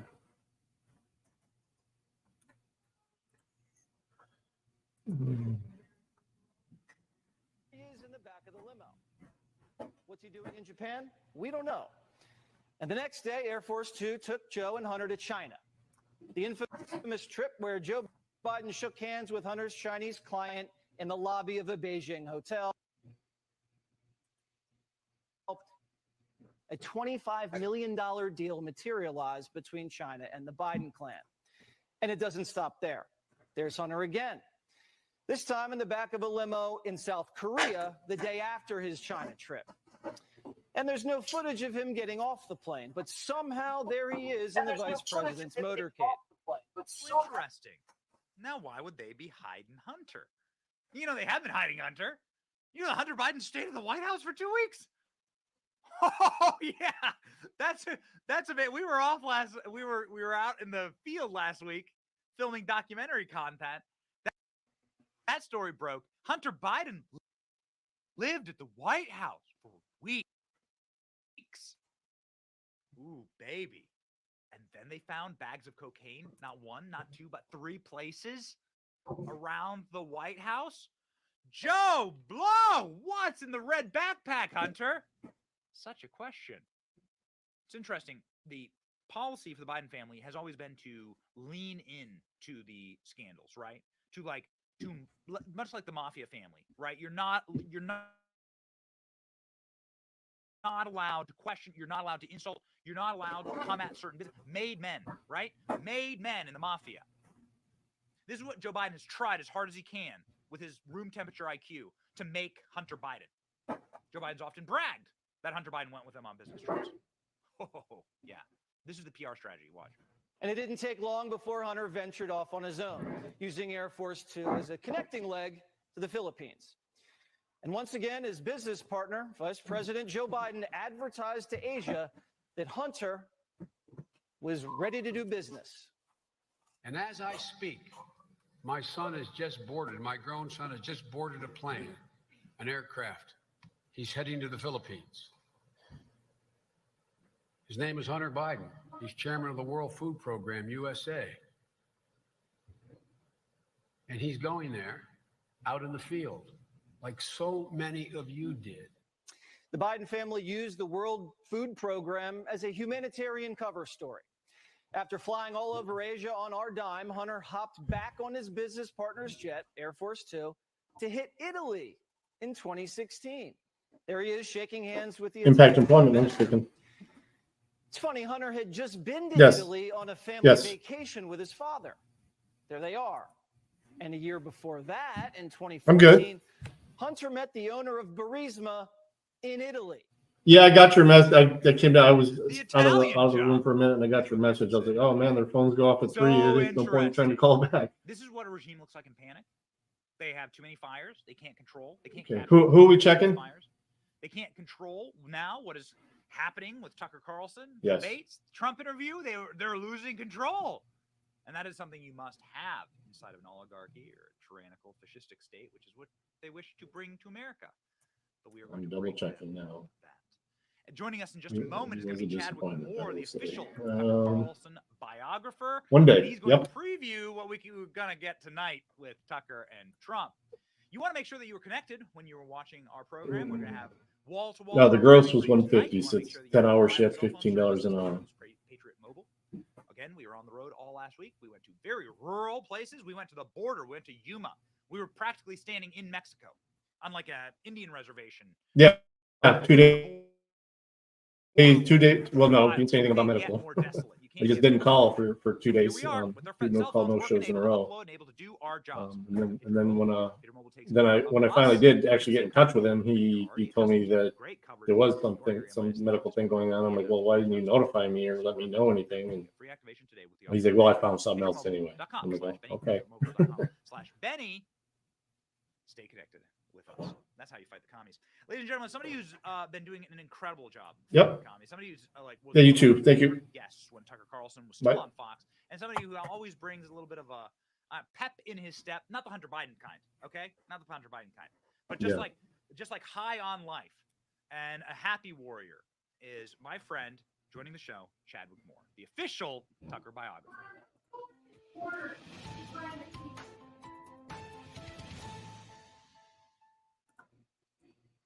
Chadwick, what's up, man? How you doing? Hey, Benny, how's it going? Great to be with you. Chad. Okay, so first off, you are kind of the Chad meme. You have a beard. You have a beard. First name's Chad. So, congratulations. Thank you. Really, Thank you. That's the greatest compliment I could possibly get, I think. Two, the greatest Chad thing to possibly do would be to be the official Tucker Carlson biographer. You have a brand new book out. I think we should just pop it up on screen. Everyone needs to go get it immediately. And perhaps, given your incredible access that you've gotten to Tucker, you could preview for us what we're going to see tonight with the Tucker Trump interview. What should we expect?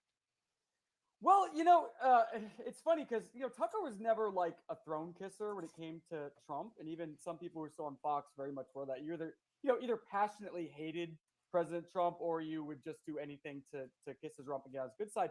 Tucker was always someone who very much, I think, was interested in Trumpism and this sort of populist approach and what Trump stood for without necessarily making it all about the man. So I think that sort of makes him, a good place for this interview tonight.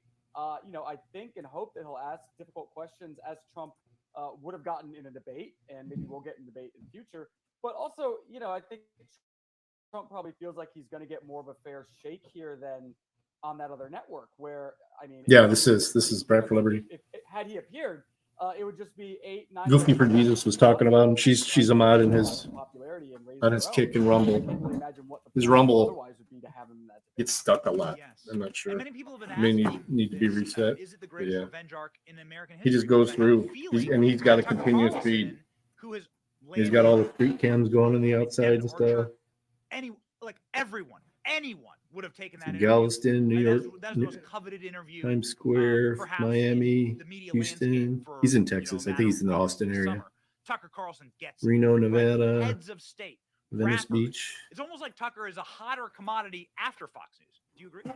Yeah, it's amazing, and this really dovetails also with the debate tonight, and that Tucker has really become, since his show was taken off the air, figurehead for independent media eclipsing mainstream media.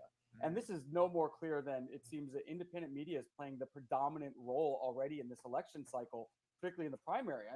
Ron DeSantis even announced his candidacy on Twitter. That really annoyed Fox News. They wanted that.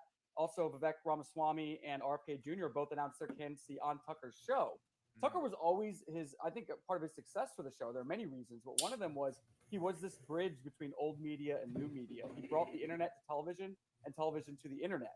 And since they kicked him off, a lot of people who never would have been on cable or cared about cable or who were only there for Tucker have now left. And we're seeing now that independent media is taking the lead on everything. Mainstream media is playing catch up. And in some cases, and with one network, they can't even report on what Tucker is doing and the news he's breaking, like that Devin Archer interview. That's fascinating. What a great point, Chadwick. Okay, so this is my question to you: is has Fox News even mentioned that Donald Trump? Don't they have an obligation to their audience to note that Donald Trump is speaking with Tucker tonight? I don't think they've even mentioned that. Well, you would think so. There is a source inside Fox, and I'm telling you this for the first time.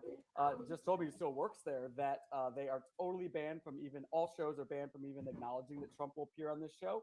Whatever happens on the show, if Trump breaks news, they can't mention it. There's been a policy in place since Tucker's taken off the air that you can't say his name on air. And he's like Voldemort. He's like that. He who shall not be named. And explicitly, everyone at Fox was told they cannot mention this or what happens on it. I mean, that's very. I mean, there are a lot of really good people at Fox. I used to be on the network a lot. I'm not. Not talking about the executives, but there's a lot of people there who consider themselves real journalists. They're very good people. They take their work seriously, and this is most frustrating to them. They can't report on the news, all because of this vendetta that the network has against its former top host. Could you please peel back the onion layer as to what happened with Trump Bring that and up a little Tucker? bit. There is so much fake news out there, like legitimate fake news. People essentially manufacturing narratives to help themselves out and using this. Can you set the record straight, please? Oh, absolutely. So I was, I think you're probably mostly referring to these text messages, these private text messages that were made public as part of discovery in the Dominion lawsuit, in which Tucker was saying things like, I hate him passionately, and referring to Trump, and saying other things, he drives me crazy. I don't remember what else he was saying. As it would happen, I was physically with Tucker working on this book when those text messages were made public. So I was getting like the real-time reaction, the producers saying, hey, look at this, showing him the news story. And of course, I asked Tucker extensively about his thoughts on Trump, about the text messages, put basically every word of it into the book because I thought it was so interesting. And I mean, Tucker's just so fascinating anyway. But my initial, so that was definitely, and still to this day, is being used as kind of to drive a wedge between Trump and his supporters. Saying like, look, and also paint Tucker as some sort of fraud and whatever. Now that I know Tucker so well, over a year and a half, I worked on this book and spent time with him. He's a very, very impulsive and passionate guy. And even before I got to talk to him about this stuff, when I was seeing these things, I just thought, well, that's like no different than something I would text a friend of mine when Trump does something that frustrates me, even though I'm, not ashamed to say I very much support the man. But, I think it was like blowing off steam moment. I mean, if people published every text message we sent, what could you get out of that? So that's not even really trying to diminish it. I think that's just totally honest, especially when you know the sort of person Tucker is. And in the book, I got him talking, extensively about Trump. He is not afraid to say where he thinks Trump fails as both a leader and where he failed as president, and also where he shines and what his biggest strengths are and what he likes most about it. So I think it's good he has a balanced approach to President Trump and doesn't just want to be a sycophant to him. Mm-hmm. Yes, and I think that creates a far more interesting interview environment, right? People are most likely going to. I cannot imagine somebody who would prefer to watch the GOP debate tonight, a Trumpless GOP debate right now, would prefer to watch that programming over a Tucker Trump interview. Yeah, and for Trump to further troll Fox News, he's now arranged for his arraignment to be tomorrow in Georgia. So just when Fox was counting on getting the headlines from the debate, well, all the news is going to be focused on Fulton County, and nobody's going to care, especially without Trump there. I do think that probably the real winners in the debate, in this situation, if there are any, are probably all the other candidates except for Chris Christie, who now can actually maybe, instead of focus on attacking Trump, they can try to deliver their vision for America and sell whatever voters are watching on their story. They won't be so distracted by Trump in the room. But I'm not sure if we're going to be seeing many sound bites tomorrow. I'm not sure. It'll be interesting, but I'm not sure what's going to happen that's really going to get people entertained and amused and provoke thought and discussion. So there's one soundbite that we play on the show often, which is Tucker Carlson elucidating out of Mike Pence this commentary that he doesn't care about what's happening in America. It's not my concern, right? Has become almost a bumper sticker slogan and has effectively ended Mike Pence's career, right? He can't get over 2% in polls now. And many people, this crystallized what they already thought of Mike Pence. But I suppose you would have an interesting perspective on this. Tucker Carlson would never have been able to have that moment were he still with Fox. I guess undergirding this idea that he's more powerful now and more relevant now. Would you agree? It certainly seems that way. He completely destroyed Mike Pence's political career. And thank goodness we all got to see that. I mean, the man said he doesn't care about Americans suffering. Twice. Twice he said it. Yes! Not my concern. Not my concern. He reiterated it. My jaw was on the floor when I saw that, but way to get a politician off their toes and I think be honest about who they really are. But I mean, funny enough, I asked Mike Pence when we were writing the book. Tucker's known Pence for many years. He was a regular on CrossFit back in Tucker's CNN days. And Tucker's response that we put in the book was something like, he's the creepiest person I've ever met. And then he goes into how there's just absolutely nothing sincere about this man. Maybe that was his sincere moment. But we would never have known that. And not even just to bully Mike Pence, but the fact that that's probably exactly how so many people in our leadership class, both in media and in Washington, feel completely. Of course, that's how they feel, and so, including the president himself. And now we have one of them who's very prominent, just outright telling us. I mean, I suppose there is so much value in seeing who people truly are. When someone tells you who they are, believe them, right? As the old adage goes. Right. For sure. Chadwick, final question for you. What does this moment mean?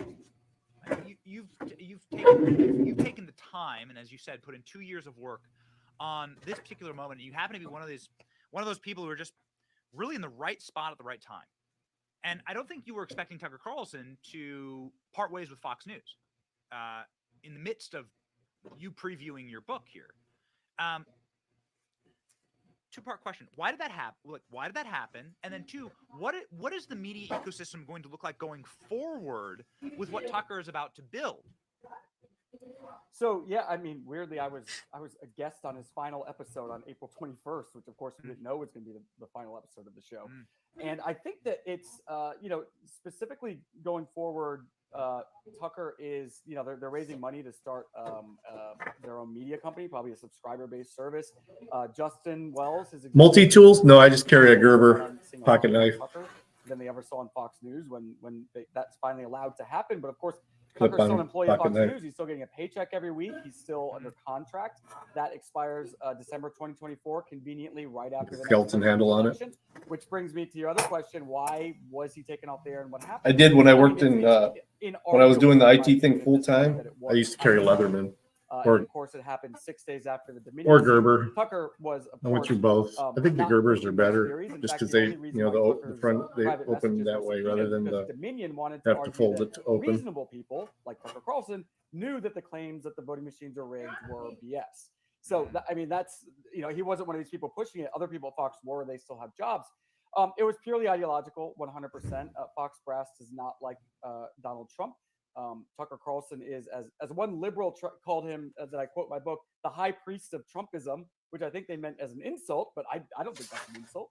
But he was that voice. He was that perspective in mainstream media, that counter-narrative, populist perspective in mainstream media, which was to say its place in the official approved national discourse. So now that he's off of that and is never going back to mainstream media, I think that's why his removal from Fox felt like a death for so many people, because that perspective. Yeah, I feel naked without it. Is no longer. If I have to go into a place that venue our or something leaders that I know I attention can't to. have it. So what does it look I've like? had to going tuck it forward? behind my belt buckle so We're many seeing this, times. as I mentioned, Because mainstream of course media the belt becoming buckle can set it off. to independent media. But Fox is obviously not going to go lightly. Any mainstream media wouldn't. And our leaders are still in this place where they truly care what mainstream media and the corporations think. Now someone like Tucker can be more easily ignored by the leadership class, even though that's where the people are tuning in. They're tuning into shows like yours. They're not tuning into CNN and other. I lose them all the time in multi-tools. So when I worked in cable and doing a lot of networking work, I carried one all the time, but I'd lose them all. Right now in this country. Oh, there goes another $50. The headlines of the last few months. There's some sort of big sea change happening that I don't know the exact outlines of, but I think a lot of people feel it. That sounds like your next book. Yeah, perhaps. Yeah. Thanks for the idea. I've been trying to think what I might do. I mean, I will say this, not to filibuster here, but you just brought up such a fascinating point. The Republican senators still crawl all over themselves and debase themselves to go on Meet the Press. Oh yeah. They just they denigrate and humiliate themselves. Ball gag in mouth, gimp suit on, crawling on all fours, walking to ginger Chuck Todd to stroke his goatee. Am I wrong? It's so true. Well, it's the prestige economy. That's all it is. It's the prestige, and this is why half these people get into politics.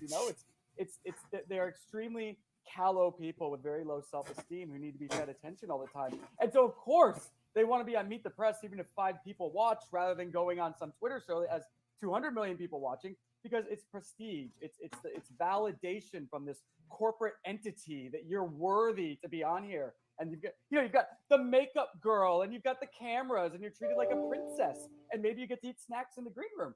So that's what it is. I mean, it's personality dependent on these people. It has nothing to do with actually caring, about the voters or what real Americans think. It's completely ego driven. Yeah, it is wild. You and I should talk offline. I got some interesting stories about Republican senators and it is wild to see the way that they treat like shows like ours and audiences like ours that are real and like active in their people, and they don't get it. I think it'll take a generational shift, quite frankly, and we all see what's happening with the age of members of Congress. It's never been older, and I think that's the problem. The age makes it lag, and so the younger members of Congress, they totally get it, right? And they're never invited on Meet the Press anyway. But like they get it, but it's this class that is sticking around. They keep the system alive. That's what I can't figure out. Very useful the system tools alive by feeding it, right? And they would be wise to let you write a book on them, come on our show, go on a Twitter show, as we say, where the people actually are. Chadwick Moore, where can people find your book? Everywhere, I assume. Yeah, you can buy it anywhere you get your books. Benny's You can pretty go to cool. I like Benny. tuckerthebook.com if you want links to all those retailers. You can also order direct from the publisher there if you want. So tuckerthebook.com, Barnes & Noble, Books A Million, Walmart, Amazon, Sam's Club, anywhere you get your books. And speaking of Twitter, sorry, not the dead name Twitter, X. Follow Chadwick. Here's his profile. There's his 113,000 people. Can't be wrong, ladies and gentlemen. You got to follow Chadwick. He produces some straight fire. I never heard of him. On his Chadwick Moore, Twitter account. So thank you, Chadwick, so much. Godspeed. Oh, cool. Thanks, man. Great to be with you.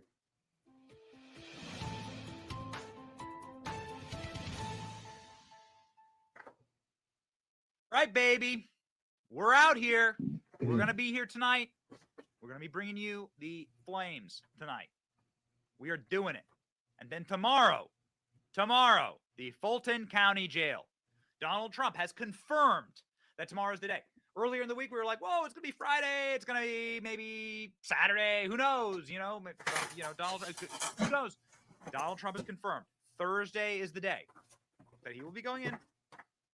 Expect us to have a t-shirt up with Donald Trump's mugshot on it.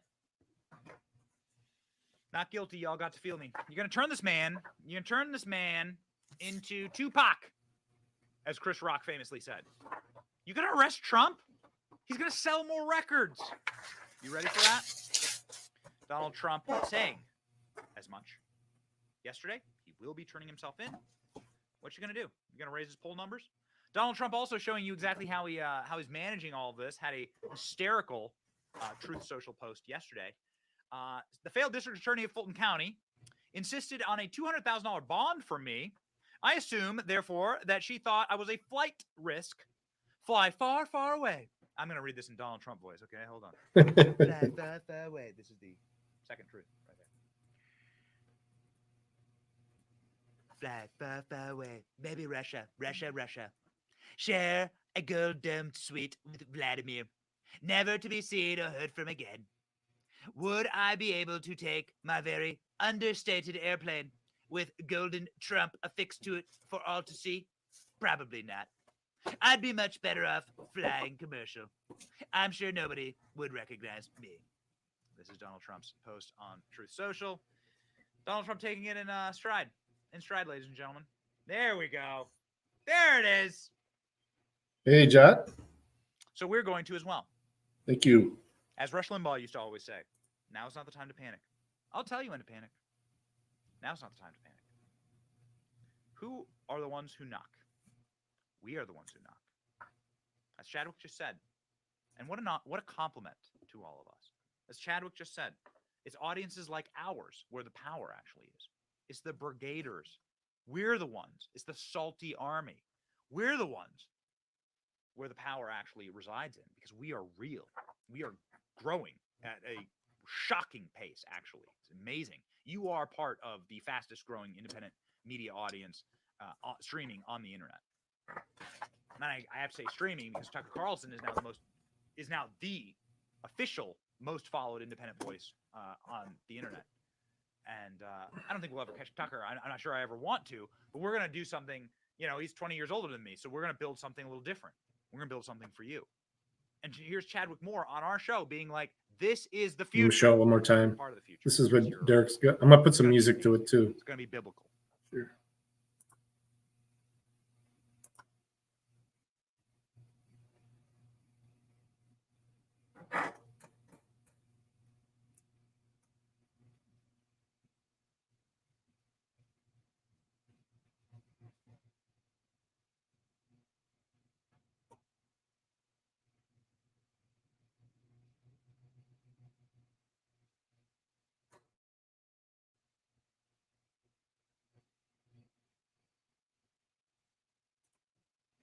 Jesus answered, I am the way, the truth, and the life. Nobody comes to the Whatever. Father except through me. It's worth stating, and you should say it every morning in the mirror, that God is real and that Christ is King. Amen. That's it. That's all you need. Remember Christ's prayer, the Lord's Prayer. It's like short. It's like 20 words long. It's a short prayer. You just need simple truth. God's got you. God's got you. The sparrow falls from the sky. The flowers on the ground, not Solomon in all of his splendor, were robed like these flowers that you crush under your feet. A sparrow cannot fall from the sky without God's notice. Come on. Man, God cares about you. And he cares about this nation. And if he didn't care about this nation, oh, baby, you'd know it. We'd be done. We're not done. God's not done with us yet. So remember that. Remember your Savior. Remember Christ. Have that confidence. Stand upright. Stand upright. Remember JC. March forward, Christian soldier. Keep standing. Salt and light, baby. We'll see you here later today. He's a feelings herder. See ya. He likes to hurt the feelings. All right, guys, we got to talk about a story that has flew under my radar, so I'm a little late getting to it, okay? But I guess better late than never, but never late is better, right? That's what they say. So I'm getting to it, okay? And it is the story about the Goodhue Police Department, okay? Goodhue is a small town out in Minnesota. It is somewhat near Minneapolis, I believe. And their whole police department is resigning in protest because they don't feel like they're getting paid enough, okay? There's some issues going on with the police department there. And they have He's a bad boy. Quit. Now, this comes amid the movement across the country from woke progressives to defund the police, to demonize police, to make it harder to be police. And this is something that we're seeing happening all over the country. Okay. Is he a bootlicker? Fifth time in the last 2 years that a entire police department said, we're done, right? We're quitting. Okay. And this is amid a nationwide trend of police officers quitting. Okay. They're quitting, they're retiring, they're hanging it up. They're saying, hey, we don't want to be police officers anymore. Okay. Now, in the background, they don't deserve to, again, in most cases. Minneapolis, which is I guess a neighboring city, you have There you go, Chopper. officers that were involved in the George Floyd incident, the ones that are not Derek Chauvin, the people that actually really didn't have that much to do with George Floyd's death. They didn't intervene. Are getting the book thrown at them, and they're facing time in jail for essentially doing things like crowd control. Okay, they finally got the last guy that was involved in the George Floyd incident, and I want to go ahead and play this clip here from MSNBC of them talking about this, because again, this is part of the reason why you're seeing officers quit in this country, because you can go to jail for doing your job. 36 past the hour, we are following some breaking news. Our NBC News affiliate in Minnesota is reporting that a judge handed out sentencing for the final officer charged in the killing of George Floyd. Joining us now is NBC's Shaquille Brewster. Shaq, good morning. Put some of this into perspective. What are we seeing today? I'll be right back. Well, this sentence of 57 months in prison for Chu Chow, one of the officers involved in George Floyd's death, is significantly higher than even what prosecutors were asking for. They were asking for 51 months behind bars. Important to note here that once you factor in factors like good behavior and time served, this will not result in him serving any significant more time behind bars. It'll just be about 2 more months. But this is the end. This is the final officer connected to George Floyd's death, the final criminal case connected to that. And it marks the end of that procedure. Yeah, so this guy got the book thrown at him. Okay, 4.75 years doing a hard time in prison, breaking big rocks into little rocks because he did crowd control. He was keeping bystanders from interrupting as Derek Chauvin was restraining George Floyd. Okay, basically, again, he was keeping civilians from getting involved in the incident, right? I mean, he was effectively doing what he thought was the right thing at the time. 4.75 years behind bars. Okay, that's what's happening to police officers in this country. Okay, and that again leads me to this story right here out of Goodhue, Minnesota, where the whole police department decided to resign and quit. Take a look. This is heartbreaking to us. This morning, Goodhue, Minnesota is scrambling. The entire police force is resigning, leaving the city's roughly 1,500 residents in law enforcement limbo. But Goodhue's mayor is sending an optimistic message about the future of the force. We are going to rise above this, and I'm confident that we will have a police department again. The main reason for the officers leaving? Disputes over their pay. The Goodhue police chief, who resigned late last week, had previously requested higher pay for his officers and better recruitment efforts. The department was comprised of many part-time officers who were loyal to their chief. We were really there for him more so than, needing a part-time job.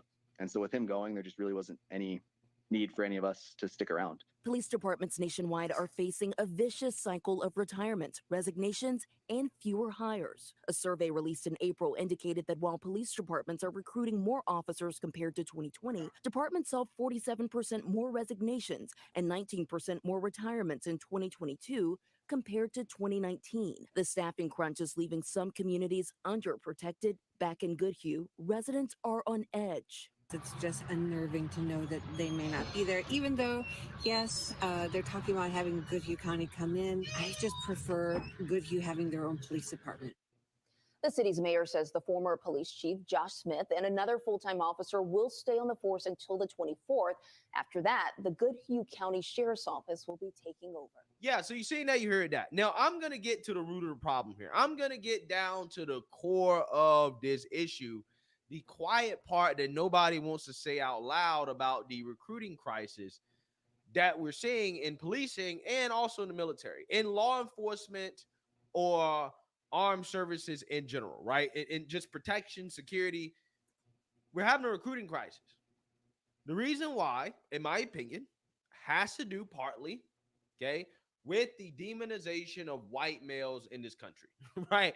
I mean, the military is being told they're too white. Police are being told they're too white. And guess what? Now, white males are quitting or choosing not to serve. Specifically, if you are a young Democrat, okay, listen to this wild statistic, right? If you're a young Democratic white man, you are significantly less interested in military service than young black women, who are interested at 9.5%, and young white Republican women who are interested at 10.9%. Did Aaron accept Telegram? You're less interested than young black men who are interested at 12.1%. You were going to call him Telegram, right? Young Hispanic men okay. at I just didn't know if he said Aaron. Because he came in and and handed me his time card. white today. Republican men And he was just like, who are can't go interested at over here. 25.3%. Okay. So young liberal white men.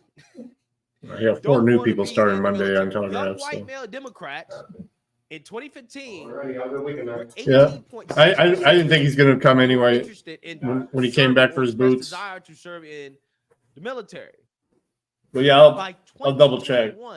That number dropped to 2.9%. 2.9%. Wow. Okay. And again, this is according to Monitoring the Future survey. Okay. That's the source here. Again, that's in my opinion. Okay. The liberalification of Norms men, impact employment. okay, Is there is part of the Leslie reason available? why we're seeing this crisis when it comes to military recruitment and police recruitment. You're seeing a lot of police retire after the George Floyd era, because now there's been so much demonization of police. There's been so much pressure to cut the budgets of Agree, police, Chopper. to make police be the enemy of the people, when a lot of these guys, a vast majority of these guys, overwhelmingly, they're good guys, right? They're good dudes. Don't get me wrong. I've had run-ins with police that I did not think were fair. However, just because I don't think it's fair doesn't mean that it was racist, okay? Doesn't mean it was racist. Doesn't mean I'm going to demonize all police officers. All police officers aren't bad. What I realize that the woke revolutionaries don't realize is that when it comes to All right. policy, Just verifying. there are no solutions, right? There are no solutions in life, reporting at the only Telegraph trade-offs, okay? starting Monday, Only right? trade-offs. Okay, I just wanted to make sure. Something that may be a net Clear. positive. I understand is going about to have some today with the negatives, right? That's what we flooding and call all it that a crap net that positive. went on But last I would night. much So. rather have the net positive All right. than the net I just negative, wanted to make sure. Okay. There's some things that All are right, going to be have a good uncomfortable. weekend. They're uncomfortable realities when it comes to policing. However, I am willing to accept these uncomfortable realities in exchange for not having crime be out of control, in exchange for having a functional police department and law and order. Okay. I'm willing to accept that police are probably going to end up beating up an innocent person. They're going to end up violating somebody's rights. That, you know, people unjustly are going to be shot and killed if they're unarmed. However, that happens so little in this country that to me it's worth the trade-off of actually having police, okay, having a well-functioning and well-funded police department where we have law and order and, you know, little crime. I'm much more willing to have that than to have the trade-off of demonizing police and defunding police because a couple of police officers are bad apples, and then we have no law and order and crime is out of control. But again, people, they don't grasp this concept, right? That there is no perfect solution to anything. So what happens when you overreact to what is not a real issue in this country? Police brutality is not a real issue. It's not. Not if you're not a criminal. Yeah, some people in very, very, very rare instances, they're going to get screwed over. Police are going to do something screwed up. But that doesn't mean that you need to overhaul the whole system. You don't need to do it. It doesn't mean that the whole system in and of itself is bad. It simply means that pretty bad. As a result of having the system, you're going to have some negative outcomes. It's not going to be perfect. That's what it means, right? And you have to live with that because the alternative is much worse. So here you have this police department resigning because they're not being paid enough. And they probably realize that, hey, the pay versus the chance that I'm taking of essentially losing my job, losing my livelihood, being called a white supremacist for the rest of my life, because it just so happens in the course of doing my job, I had to rough up an individual who happened to be black because that person was not complying or he was fighting back. If it just so happens that I have to do that to protect my life, to go home back to my family, and I get fired for it, I end up on national television for it, I get demonized for the rest of my life for it, I don't think that this job is worth it, right? It's not worth the chance, right? It's not worth the chance. Again, this is what happens when you say that policing is racist, where you push conspiracy theories that all white police officers are out here to rough up black guys and to murder them in the streets, which is the conspiracy that the left pushed that actually cause real world violence and harm. Scroll right? down. Social media doesn't seem to be interested in censoring people who push that conspiracy, but you know, hey, it is what it is. I'm just saying, I understand where some of these guys are coming from. Okay, I really do. I get it. It is not a coincidence that this stuff happened after George Floyd. After you saw what happened, after you saw how the country essentially turned their back on police, they all started to quit, right? They all started to quit. And as a result, you're going to have less law and order. Now, you know, some of you libertarian types might say, you know what, this is a good thing. This is great. We can protect ourselves, right? Which, hey, I agree. In a smaller town, I think it might make more sense. It might actually be a good thing, okay? To a certain extent. You don't need as many police because more people are armed. Okay, more people have the ability to protect themselves. You may not need as many police, right? But you do need something. Okay, I don't think it's a good thing that this small town had all their police officers resign, even if it was only 6 or 7 of them. But in these big liberal cities, they definitely need police. Absolutely, they need police. So what is happening, again, it is negatively affecting these liberal cities more than anywhere in this country in regards to police recruitment.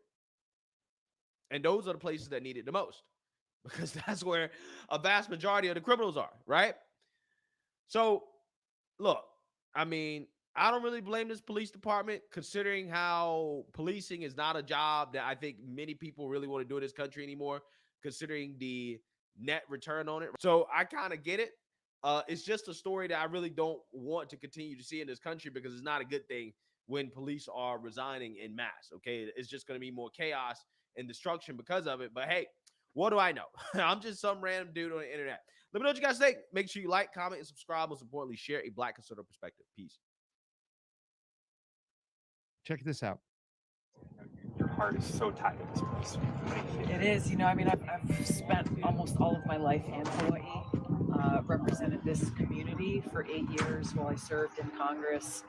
And to say that my heart breaks sounds too small to convey not only what I'm experiencing, but really more importantly, what this community is going through. And to know that the best support that they have gotten so far has come from each other. That's what's so maddening to me, is that I know that the resources are available to meet every single need that the community of Maui has, from here in Hula, Country Maui, all the way to West Maui and everywhere in between. There are those who are directly impacted, who've lost their homes. There are communities who've been cut off, either because of no power, like this community, no water, no communications ability to convey, hey, here's the resources that we need. And so they're really relying on each other.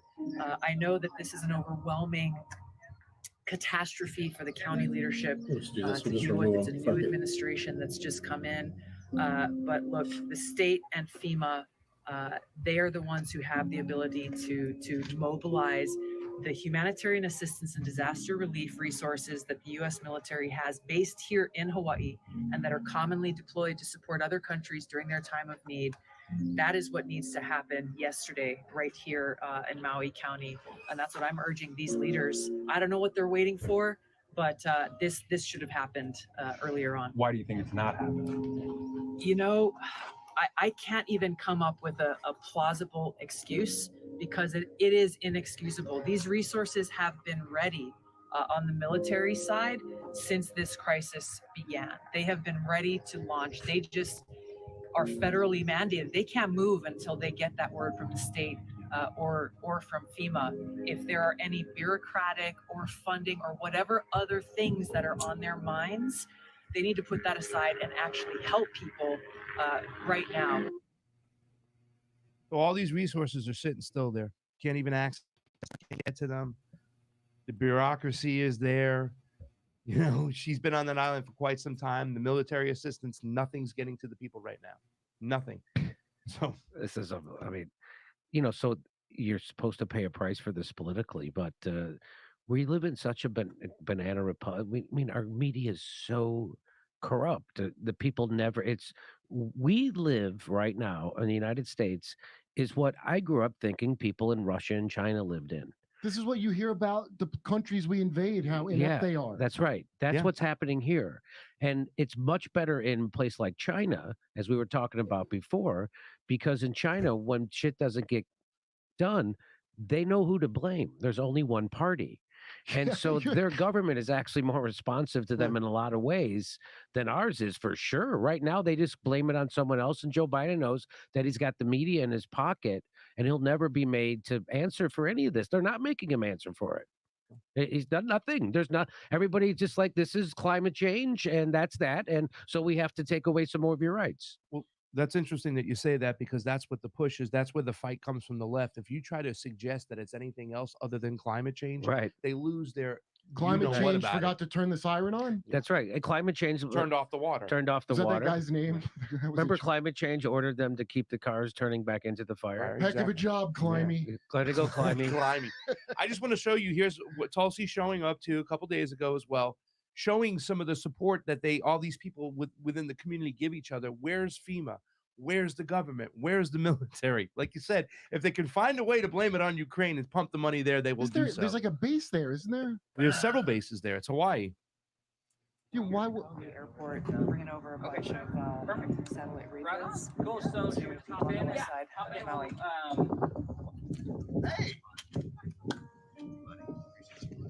Volunteer, it's crazy. Volunteer work is kicking the government's ass. You can see Uniquely American. Look at them. They get all this stuff together, all the kids' toys, everything you need. These are volunteers. This ain't the government. Stuff for kids here. There's bikes, there's board games, there's skateboards, basketballs, soccer balls, and then we have a bunch of dog food, cat food. A lot of the things that people don't really think about, but are also really important. So the generosity of people volunteering and sending these things from not only from Maui but from all over the place. We're just about finished loading up a whole bunch of different supplies. We have Hey, dirty dog. We have toys for kids. We have bedding, things that have been donated and held here at the fire department at the Honolulu airport. And so we're about to take off and bring them out to some of the folks out there in Lahaina who've been most impacted. So a lot of generosity from a lot of people. And a lot of volunteers. So we're just about to land in Kapalua. It looks empty down there right now on the road. So we're bringing in the supplies, bringing things that people need, like communications are going to be really key at this point. This may be the last flight in here for a while. So hopefully everything that we're bringing can be put to really good use for the people. Weed. This dude's cool. This is Slater and the Players. We're coming down with a bunch of radios to Kahana boat ramp. Let me know if you're there, if we need to drop them off with Uncle Hey, Jerry. Hyro. Actually, Slater, on your way to Kahana, stop by S-Turn and drop off 2 VHF radios to Alika. My wife and I just flew out there for a friend's wedding near Boulder. We landed and then our town burned down and we came right back. And I put my wife on Oahu with some friends at Kualoa, just because she's all very, very pregnant and so just want to keep her safe. And then I just came over a couple days ago to just try to assess. So been here ever since. But yeah, we got power the other night back in Kahana to Pili, Honokauai, Kapalua. So that helps. But it's just the biggest thing for us has been like communication. We just don't have any means. So like, you know, you go around to supply drops, you talk to everyone running them and they're telling us what their needs are. But then I can't even contact Kai on the other side where he has service because I have to drive up the hill to get like 1 bar of LTE. Here it is. Look at the community. Alika? Yeah. Okay, what's up, brother? We're gonna drop a couple radios with you. Okay. This is 40 miles. Okay, shoot. Perfect. As long as we're building the network, right? Yeah, that's what we're trying to do. Thank you. Right down the hall. Yeah. You guys will see all these hubs. It's all community. There's no military presence, no FEMA presence, no state or federal presence at any of these hubs. So I don't know why, but Has Josh Green, the mayor, managing director, any of those guys come out here just to? I've been here for 3.5 days. I haven't seen anybody. I haven't talked to any representatives. You're the first person that's in that world that has even come to Maui that I've met personally. So I can't speak for other people, but for Po and I, we've been all the way from Laniapopo Oluolu to Kapalua, which is the entire stretch of the west side, and haven't seen anybody yet. So it's been all community based so far. I mean, look at this. You guys see any state or federal help here right now? This is all local support. This is amazing. Yeah. This is really kind of amazing. Yeah, 2 channels. I would say we probably. I'm just doing get a little bit of time on the Doc Nation, just in case I pick up another strike and get a 30-day vacation before October for the strike goes away. You guys want to see the We're new just video? We're just dropping this off. You guys want to see the new video? coming in from Molokai, other side of Maui, other islands. And we I already showed it a couple times, but I got to put sound to it. But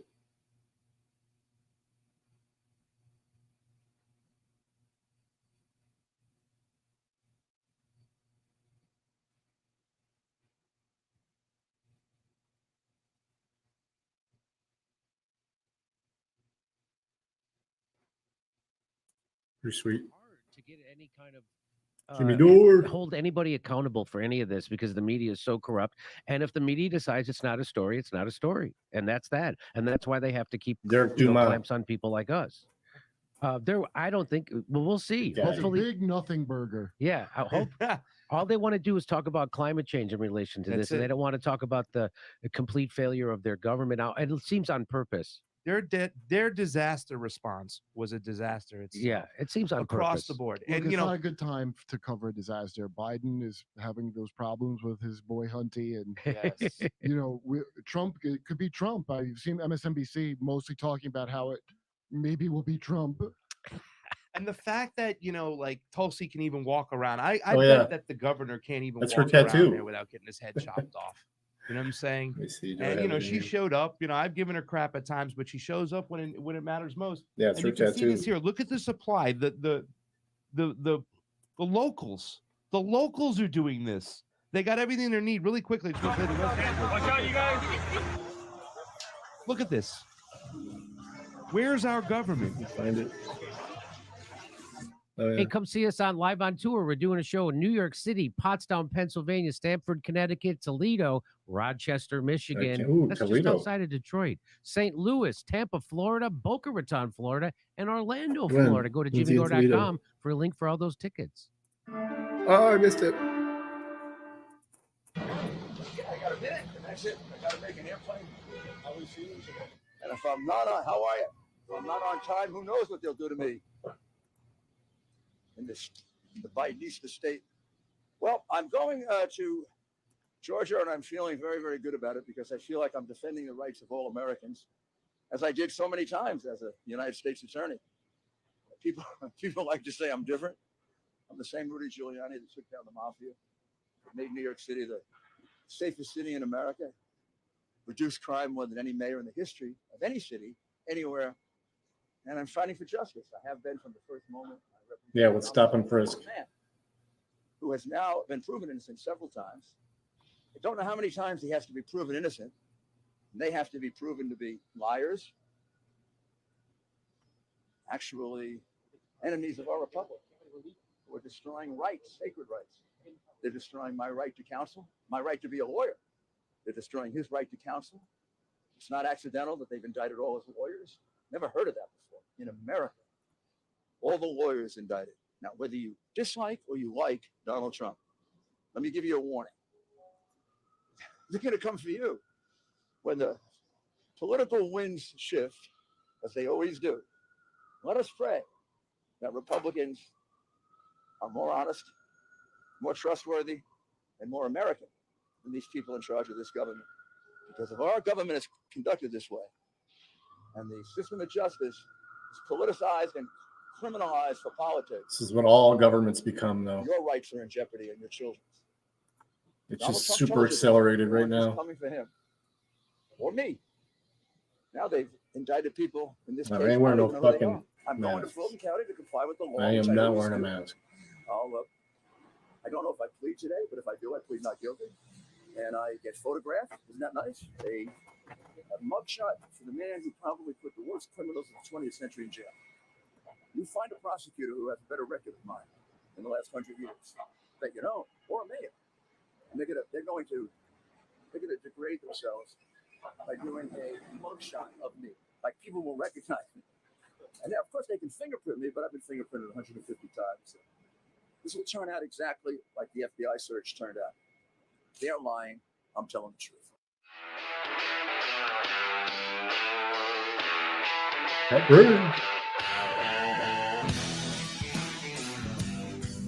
Pat Gray is here on the Blaze Radio Network. Just a Took ton me of too things long going to on figure this that morning, as with every morning. But of course, we're in Hawaii. to dissect. Something great, though. Residents of Maui right now can take solace in the fact that no matter what happens, no matter how bad things get, it could never be as bad as Joe Biden's kitchen fire.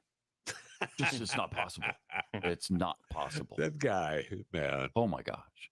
It's unbelievable. He's getting some well-deserved criticism for that. So it wasn't just us. I'm so relieved. Because that's what they've turned it into. And including, some on the left. They want people to believe that correlate those two. That story, and then he went into the accident story. Yep. I mean, it was just because unbelievable. Always all about him. Yeah, he's incapable of sympathizing with people's pain without talking about himself. And once again, at the end of it, he doesn't know where to go. Yeah. Completely lost. That's unbelievable. Completely lost. But it's a shame that most of the blowback on Joe Biden has been after his visit as opposed to his long delay going to his visit. Although there was a fair amount of that. But when you compare it to the low threshold for a Republican, in other words, George Bush saying, doing a heck of a job, Brownie, or doing a flyover of New Orleans. Like that was criminal. Yep. Right. And the way that Republicans are treated whenever there's a disaster, Ted Cruz leaving town during the ice storm, when he should have been getting the electric grid, he should have been out there just spinning the windmills, making them go. What do you think your job is? U.S. Senator Ted. Good. Come on, Ted. Get your butt down to the plant. Power plant. But and power that thing 30 back dogs up. right. I think the fact that a Democrat president is getting this kind of treatment shows you just how egregiously bad his performance has been for the last 2.5 weeks over Maui. Yeah. And I mean, the memes have been brutal too. Well, he's been on vacation. I mean, you can't expect him to. He's been on a have couple of everything- vacations. Everything busy. He's on vacation. Back-to-back vacations. Right. He's been on 2 vacations since Maui. Mm-hmm. Yeah. That's amazing. Yeah. As soon as he said no comment, he went. He got on a bicycle. Vacation. He went on a bike. Yeah. Like, see ya. I mean, he sucks. Well, he's just the president, though. What does the president have to do during a crisis? There's nothing really. I will say, him going there. I mean, when you see the 27-car motorcade, cruising, locking down the streets, it does. He shouldn't be there, really. Yeah, he should. I mean, what are you going to do? Yeah, you're there symbolically to show that you care and help is on the way. But it's really more of a hindrance than anything else. Yeah. Especially in Maui. Yeah. Where there's limited access. It's not like they got super freeways going through the island. He comes in with this 27. It's incredible that they're calling him a traitor. And I mean, remember, this is a 2-1 state for Democrats in presidential elections. And as I reminded residents of Hawaii yesterday on Twitter, that it is an open primary in Hawaii. So everyone do their part and vote against Joe Biden, whether you're left or right. But the memes have been brutal. Can we do the side-by-side one where he did his kneel there for George Floyd? Criminal dies, he kneels. 115 dead, 1,000 missing, he falls asleep. Now, if you think that's brutal, how about he was out too, man? How about you started the show by talking about his kitchen fire? Well, here's another meme. 9/11, the towers in the background. He says, "My plane once got delayed for almost 2 hours." That's just not funny. Oh man, it's hilarious. It is. Nice job.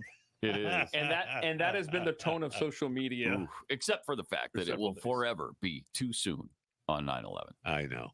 That's something you just don't do. But, you don't joke about that. I mean, we didn't laugh. But no. We were laughing at Joe, I believe. Yes, that's true. And that's what he would do. That's true. If he were talking about 9/11, he would talk about his plane being delayed. I remember being delayed at the airport. And that's we were trying it. to bring our cat on the trip with us. Right. And so I had to hold my cat for 2 extra hours. We were still sad that Bo was coming back from the burn pits sick. Right. Except he wasn't there yet. But you won't look into that because you're the mainstream press. So don't worry about that. By the way, Seth Dillon and Joel Berry from the Babylon Bee will join us at the bottom of hour 2 I can't wait. this morning. That should be fun. Babylon Bee has a new book out. They have a new book out. It's called The Babylon Bee Guide to Gender. Nice. Really Good funny. stuff. I bet that's fantastic. They just do good work. Yes, they do. I really like the Babylon Bee. They're awesome. And they've got that actual news site too that is good, where you'll see news that you can't get anywhere else, called Not the Bee. So check that out as well. So the big debate is tonight. Won't that be fun? Won't that, we got that going for us? We do. I'm very, very excited about it. I mean, at first I was excited about football season starting up. No. But then I heard the debate is this week. I'm like, oh man, that so How far great is that? exceeds the football season. And especially without Donald Trump. Come on. I know. And without Keith's boy from Miami. Oh, he's Rick not gonna be Suarez. this. Francis Suarez, yeah. And I would say this. I think there's a chance that Keith does not receive his money. Francis? I think there's a good chance. He didn't qualify for the debate, so I think there's a good chance you're not seeing a dime, my friend. Francis Suarez. So help me. If I don't get my $20 gift card. Election fraud. Fraud. I will take you to federal court. I don't know what the charge is, but I'll figure something out. I would think there's a penalty for that. That would be fun to do. Yeah. Huh. And I don't want a reimbursement either. You do have proof, right? Yeah. That they I've took got the dollar out of your account. Yep. They took the dollar out of my account. I don't want a credit. Mm-hmm. I want my $20, bro. Right. Let's go. Mm-hmm. So the debate is at 9 Eastern, 8 Central. Oh, I love those late ones. And then Tucker Carlson sits down with Donald Trump. Same time, of course, on Twitter. That's awesome. X, whatever you want to have call a it. feeling it went well for Trump since he's promoting it. Oh, right. Must have. Yeah. Which is interesting because Tucker has in the past explained that he doesn't like him. I don't know how many people remember that or are aware of that. Or text to somebody, right? But when you're sitting across from a guy, though, no matter who it is, it's hard. Yeah, it's hard. But I mean, he needs to go through the process. People always say, "Well, there's a president. You already know," and he's said that. And that's yes, we know many of the things we need to know about you. We don't know everything because times have changed over the last 2.5 years. There's other issues, and we need your take on it. What would you do about these things? But obviously, we're not going to get it. So what are you going to do? No sense crying over spilled milk, I guess. Water under the bridge, I guess. and then he turns himself in tomorrow, right? Yeah. That'll be fun. That'll be fun. A lot of cashless bail people out there, but Trump's going to pay $200,000 for bail. I would almost consider him not paying the bail and just make him arrest him. And lock down, just lock down the jail. I like Secret that. Service just locks down the jail. Are they going to do the mugshot or not? They seen said conflicting things. I don't know. They are gonna do That it. police chief, at the very beginning, said there was going to be a mugshot, and the whole weigh in. I mean, I think you can bet on how much he's going to weigh. Oh wow! In Vegas now, the over under I think is like 273 or something like that. So he's how tall is he? 6'3" or something? 6'4"? I don't know. I don't either. I know Barron is like 8 feet tall now. So I just saw a picture of him the other day. I mean, I know we're talking about Donald, but Barron is like 8 feet tall now, man. It's amazing. There was a woman who threatened both their lives. Did you see that recently? She just got arrested because she said, she said she was going to shoot them both straight in the face. Yeah. Donald and Barron. Who threatens a candidate's children? Yeah. So just despicable. And that's gotten from almost Chicago. Is a person in Illinois. Yeah. Tracy Marie Fiorenza, accused of sending a threat against the Trumps to the headmaster of a Palm Beach school on May 21st. I think it's the school that Barron attends. She said, "I will state that I will shoot Donald Trump Sr. and Barron Trump straight in the face at any opportunity that I get." That's really bad. I'm sure the FBI's knocked down her door. I'm going to slam a bullet in Barron Trump's head with his father in self-defense. Wow. All in caps. So she screamed it. She screamed it. That makes it even worse. Sure does. More serious an offense. Anyway, so she was arrested Monday, scheduled to be transferred to Florida from Illinois, and she's going to face charges for it. Good. There's no Well, she didn't get indication killed, about though. why or why you sent it to the school or any of that. I What mean, is your deal? Very because strange. they're Trumps. Right. I guess so. I guess that's reason enough, right? Yeah. Yeah. Also, Monday night, Larry Elder made a video on his way to Milwaukee. This is interesting. Talking, no doubt, about the fact he's not going to be included in tonight's debate. And it went a little something like Yes, en route to Milwaukee, I was just informed by the RNC that I'm not qualified for the debate. Why? Even though I exceeded the 40,000 individual donations required, even though I signed the pledge to support the eventual nominee, even though I submitted 3 polls where I was at least at 1%, I was informed that one of the polls is not eligible. It's the Rasmussen poll, even though it's the most accurate poll in predicting that Donald Trump would win in 2016. They say it is affiliated with Donald Trump and therefore it's not eligible. And I said to Ronna McDaniel, the chairwoman of the RNC, it's not affiliated with me. She said any poll affiliated with any candidate is not eligible. And no one told me that until just now. So we're filing an emergency injunction to get me up there. This is absolutely BS. One of the candidates, by the way, offered a $20 gift certificate for a $1 donation. Right. That apparently is okay. Another one offered a free, air quotes, country western concert for a $1 donation. That apparently is okay. Another one offered a commission to prospective donors to get other prospective donors. That apparently is okay. But I did it the old-fashioned way, asking people to support me by going to LarryElder.com, and that is not okay. And now all of a sudden, I'm not eligible. It is designed, in my opinion, to make sure that Ron DeSantis is a nominee. Anybody other than Trump. This is BS. I will see you in Milwaukee. Out. Nice, Larry. Or maybe it's racism, Larry. Yeah. Yeah. Yeah. Keeping the man down. Keeping the man down. Oh, wait, no, the man keeps the man down. The man down. The man, I guess. Mm. Anyway, he should absolutely be there. If Bergamentum is going to be there. And Asa Hutchinson. Asa Hutchinson. So is that Perry guy? Is he going to be there? Is he the one who? No, he didn't qualify. He didn't qualify. Oh, okay. Nope. It's too bad we don't get to see his winning smile. He won't be there, and neither will Suarez won't be there. Right. And Hurd, Will Hurd, who we've all been counting on to swoop in and save us.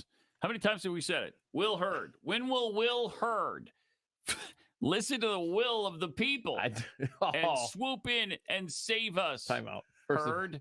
Will they're keeping him down too. Will Hurd save us? No.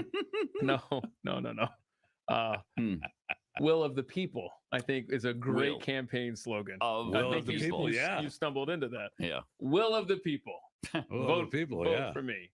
He might make the next debate with that. He might. So are the qualifications for the next debate going to be different? In other words, I don't know. Are the different? Oh, they were so easy. 1% in a few polls and 40,000 donors. Oh, that's not a huge threshold to overcome. And but they obviously made it ridiculous for Larry Elder. Yeah. So sorry, we don't like that poll. Wait, you associated with Donald Trump? What does that mean? Even what does it mean? I don't know. Does he own the Rasmussen poll? No, he does not. Has it been? I don't know, good for him in the past? Yeah, probably better than most polls. That doesn't mean it's his. That doesn't mean you can link him to it. That just means he does well in their poll. Right. Sounds like racism. Yeah, it does. It's bad. It's just bad. All right. So back to Hawaii. Somebody put this together. Ukraine aid versus American aid. Check this out. It's also going to help schools and hospitals open. It's going to allow pensions and social support to be paid to the Ukrainian people so they have something in their pocket. Since Russia invaded Ukraine just over 2 months ago, we have sent more than $3 billion in security assistance to Ukraine.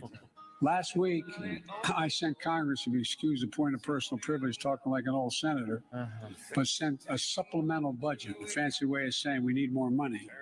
As I said from the beginning, this fight is not going to be cheap. I'm once more urging Congress to quickly pass this supplemental funding bill.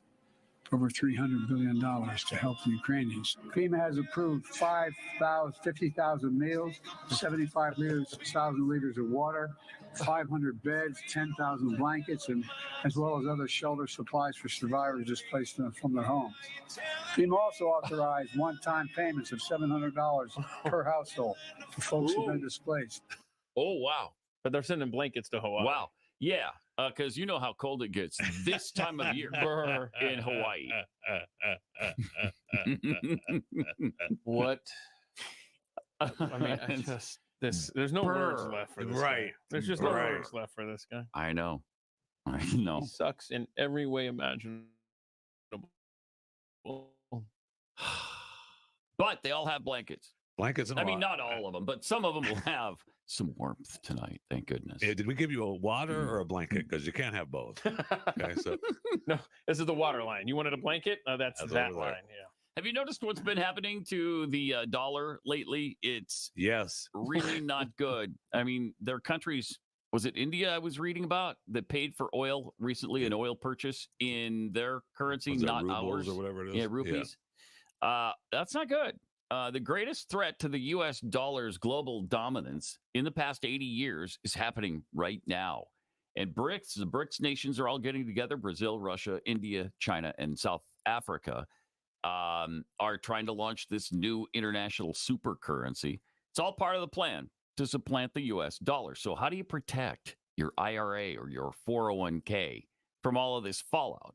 Well, you diversify with gold from Birch Gold Group. Historically, gold has been a really good hedge and a safe haven in times of uncertainty like we have right now. So get an info kit, go through it, and see if it's right for you.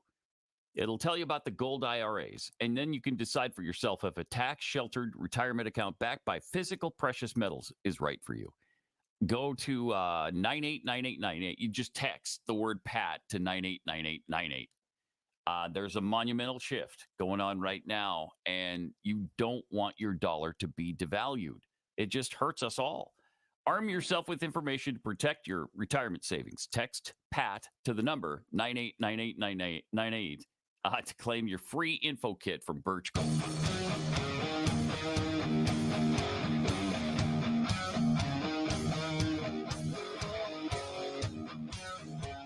Pat Gray Unleashed. Meanwhile, Tucker Carlson sat down with Colonel Douglas, how do you say his last name? McGuire? Is it McGuire? McGregor? I thought it was McGregor. Yeah. McGregor, it is. Okay, Douglas But then again, I McGregor. thought he was a general and he's a colonel, so. Well, you're stupid. Wow. That answers that. Wow. But shared some thoughts like the money we spend in places like Ukraine. Yeah. Here's how that went. Well, here's another one. The president announced yesterday on one of these tweets, somebody tweets for him, obviously, that the people that have lost everything in Hawaii, thousands of them lost everything, are going to receive a one-time payment of $700. And a blanket. Thank you. No. Yeah. I've Pause been it for a Hawaii second. in a long time. Yeah, don't change what this administration is doing for these people. Yeah, the colonel. Yeah, the Colonel General is cherry picking facts here. Again, as always with these MAGA Republicans, it's $700 per family. And a blanket. Yeah, and there was like a meal in there. So shut up. That's what Tucker should be saying. But He just lets the Colonel General go on. And here he is going on. I haven't been to Hawaii in a long time. I'm not even sure I've ever been there, but I know. Wait, you that don't $700 isn't going to take care of Pause the this for a family. second. Wait, you don't know if you've ever been there? I thought the same thing. I'm pretty sure if you've been there, you'd know it. But he's pretty sure. Look, when you're a Colonel General, you don't know all the places you've been. It's not like, okay. Yeah, once I was just I was passing through some states and I just happened to go. Oh my gosh, through are we in Hawaii? I forgot all about that time. Yeah. We got in the car and we started to drive and we wound up in Honolulu and it's like, whoa, okay. Well, we're already here. We might as well stay for a while. It's one of those states like you deliberately plan a trip to. You don't just you save. I had for a it, connecting plan for flight it. in Honolulu. I don't know if I've ever. Actually, been I there. did coming back from Desert I mean, Storm. as We stopped a colonel and general, refueled in Hawaii or and took general off colonel, again. whatever Right. his I title was in is. Hawaii I mean, there for may have been a military an hour time and a when half. he was there. He couldn't. This kind of feels like topic drift. Like Oh, maybe, yeah, maybe yeah, we're okay, getting yeah, away sorry, from the go bigger ahead. point. We are, but it's very difficult to ignore that. No, it is. All right, let's see. To Hawaii in a long time. I'm not even sure I've ever been there. I know that $700 isn't going to take care of a family for very long. That's a trip to McDonald's there. But in the meantime, hundreds of millions, billions of dollars continue to flow into this black hole called Ukraine, which I think is an exercise in fraud, deceit, and criminality, to be blunt. Wow. So when's it going to stop? When are we going to take care of Hawaii? Let's go back to Ohio, where we had the derailment and the chemical spill. 4,000 human beings living in this area. The water is still not fit to drink, as I understand it.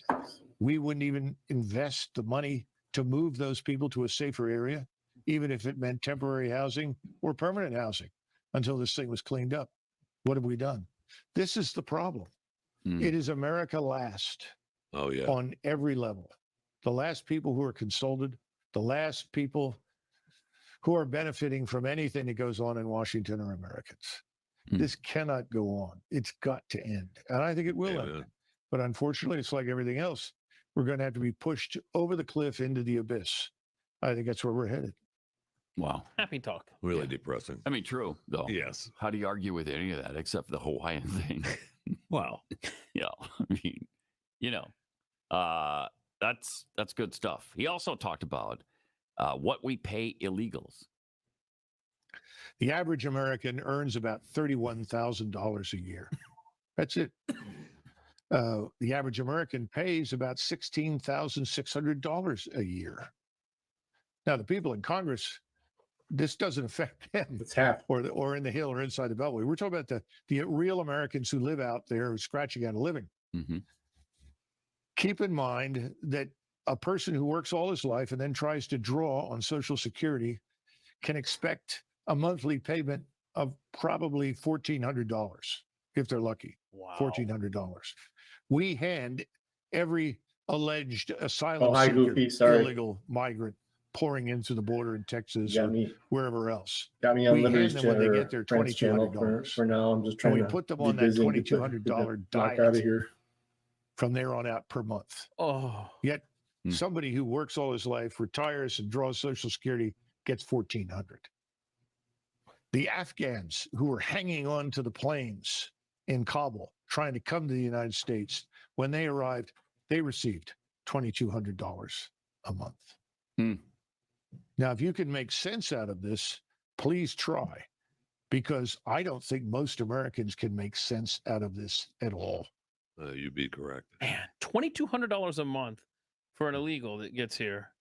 Healthcare, cell phone. Well, I was just going to say that's just $26,400 plus the stuff you're talking about. It probably takes them above the average American salary of 31. Housing, healthcare, and communication. That's a big I'm almost chunk of done here, everyone's guys. bills every Just month. send out one more email. I'm going to kill the stream.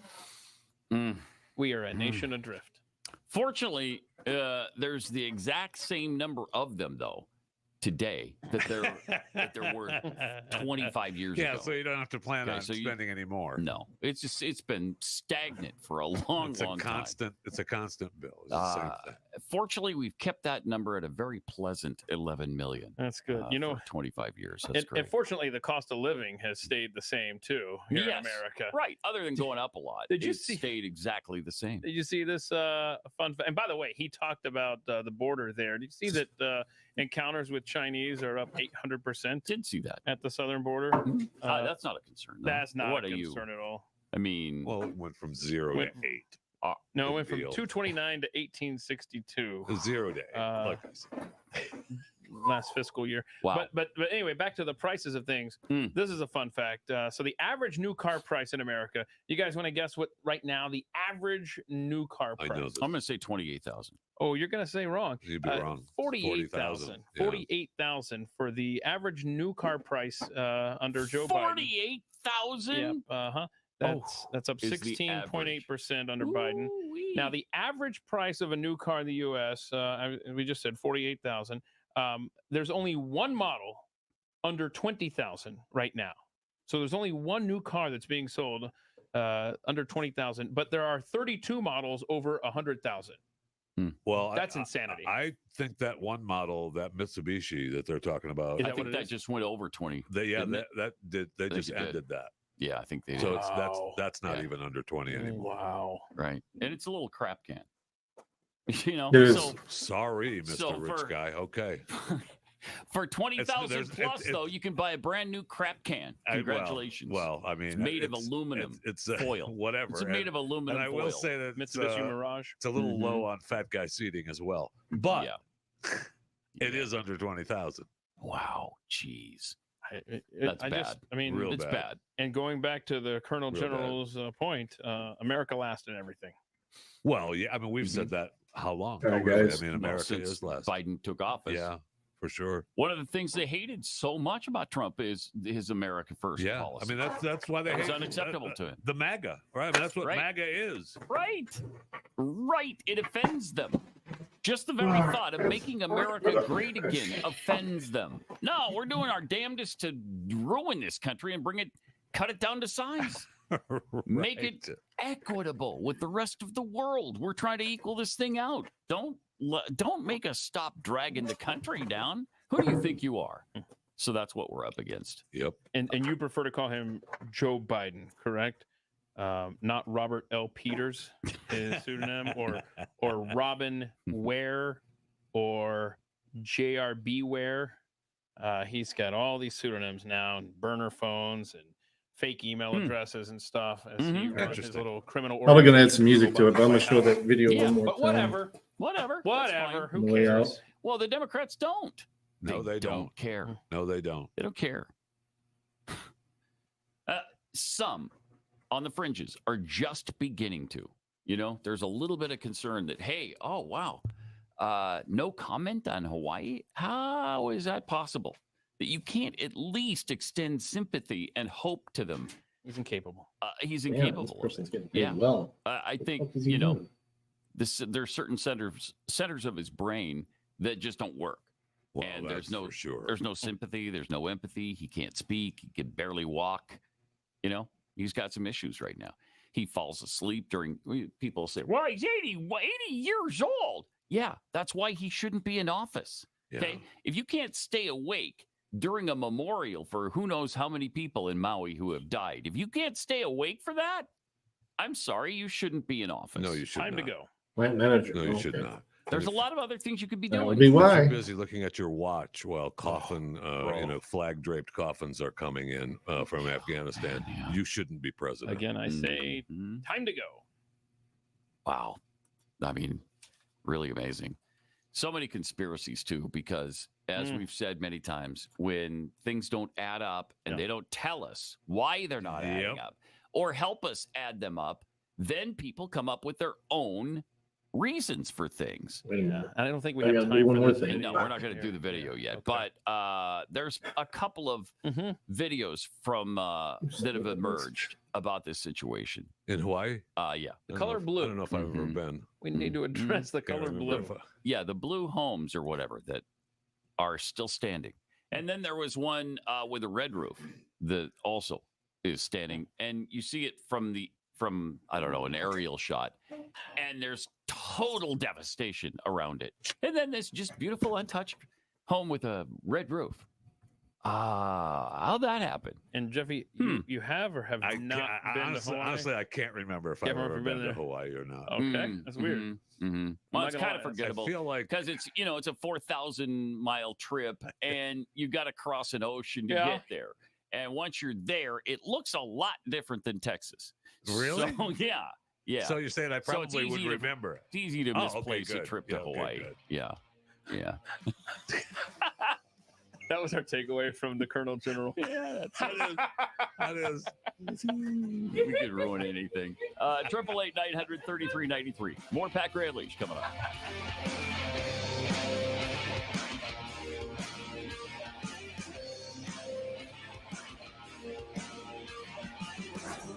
Pat Gray Unleashed.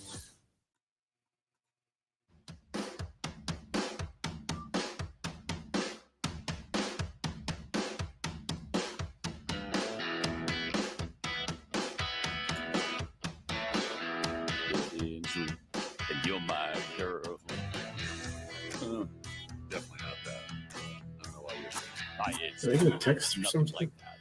I don't know why that just popped into my head. Weird. It's weird. Welcome. 888-900-3393. Pat Unleashed on Twitter. It's time to chew the fat with Jeffy. As soon as we get there it is. Okay. Now, last time we got Howard at first talking over this, right? Yeah, we did. So we should probably be quiet. We should. Mm-hmm. Well, I'll just remind people to be sure to subscribe to Chewing the Fat, my daily podcast. That's not being quiet. Though. Available wherever you get your podcast. That's weird how you kept talking. What's that? It's weird how you kept talking over. I'm just reminding people to. You're right. I know, but subscribe to. But you're still talking over the intro. Wait, I think his microphone got turned off. Wow. I'm just reminding people. Chris taking matters into his own hands. But I mean, in Jeffy's defense, the song is getting longer. Yeah. Well, it started out, I don't know, 15 seconds. Now it's about 14 minutes. So. See, now you're talking. You're still talking. Okay. So loud. But I mean, you really want to appreciate the kids' talent. You do, right? You do want to appreciate That's it. the word. And that's why it's become longer, because we're in appreciation of the kids' talent. Congratulations seems to be the theme of today's Chewing the Fat. First, congratulations to the Women's World Cup champions from Spain. They defeated England 1-0. So that's over. We're done Their with that first stuff? championship. Yes. Now the Royal Spanish Football Soccer Federation president, Luis Rubiales, is in trouble. At a post-game medal celebration, he hugged and kissed one of the stars, Jenny Hermoso, just a little too much. Oh, no. And right on the lips. They're looking right. I've heard. Yeah, right there. It was right in the right-hand corner. Oh, no. Oh, look at that. He grabs gives her her a head, big hug. kisses her. Yeah. Wait, who Just is that run again? that again. That's Luis Rubiales. He's the president of the soccer federation or the football federation. Oh boy. Oh my. He was just excited. She didn't appreciate it. Well, no, she did not. But he did bend the knee, though, with an apology video. But even the prime minister said that wasn't sufficient. Spain's acting second deputy minister, Yolanda Diaz, said, no, she was harassed and assaulted, and she wants Rubiales to resign. Oh, wow. Worse yet is an allegation that a statement attributed to the player, Hermoso, which said his behavior with everyone has been excellent, and it was a natural gesture of affection and gratitude. Oh, that's not what she said. That was written by the Federation, not approved by her. Oh, wow. Oh, man. Yeah, because she was pissed. So she's not really commented on it, the whole thing. So he hasn't been. No, she said she didn't like it. Well, she said she didn't like it. Yeah. If you believe. Wait. Is Jeffy gonna take the side of an assaulter? I guess so. No, he's not been fired yet, though. But hey, congratulations on the victory. Congratulations. Then, also as expected, Vladko Antonovsky is now the former head coach of the U.S. women's national soccer team. It was a resignation, but he really got the boot, which was not a surprise to anyone, as they, were out of the World Cup early. And now the interim replacement, Twyla Kilgore, former assistant and first American-born woman to earn a pro coaching license for soccer. So congratulations. That wraps up our women's world soccer up there. For 4 years? For 4 years? We can take 4 years off now? You can take some time off. Yeah. Okay, cool. Also, congratulations to Rory Elric, 6 years old, won first place in the kids 5 to 8 year old mullet championships. Look at that. Rory's mullet named Cheddar Whiz. Second place, because you have to have a name for your mullet. Oh, do you? Yeah. Second place.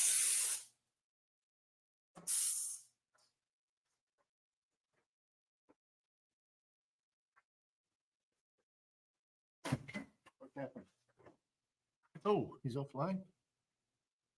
Well, what time is it? We're going to call it anyway. He's offline. All right. One more time on this. I'll play this on the way out.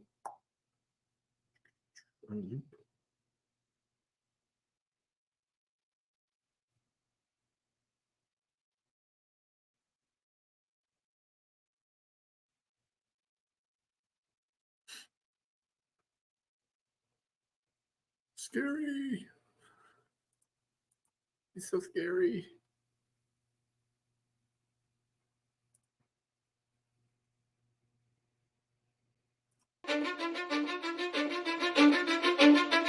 Cause I don't give a fuck what you say. Yeah, I'ma do shit my way.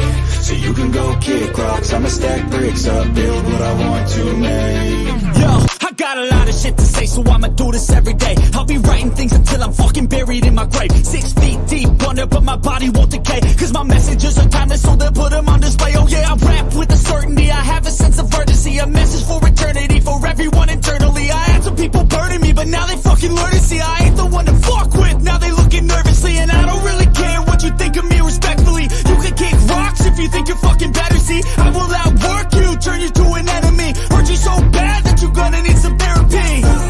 I got the motherfucking recipe. I've been cooking up hits, I'ma leave a legacy. You'll be looking small when you're standing right next to me. I'm 5'10", bitch, but I'm 10 feet next to me. I don't give a fuck what you say. Yeah, I'ma do shit my way. So you can go kick rocks, I'ma stack bricks up, build what I want to make. Cause I don't give a fuck what you say. Yeah, I'ma do shit my way. So you can go kick rocks, I'ma stack bricks up, build what I want to make. Yeah, I'ma do it my way.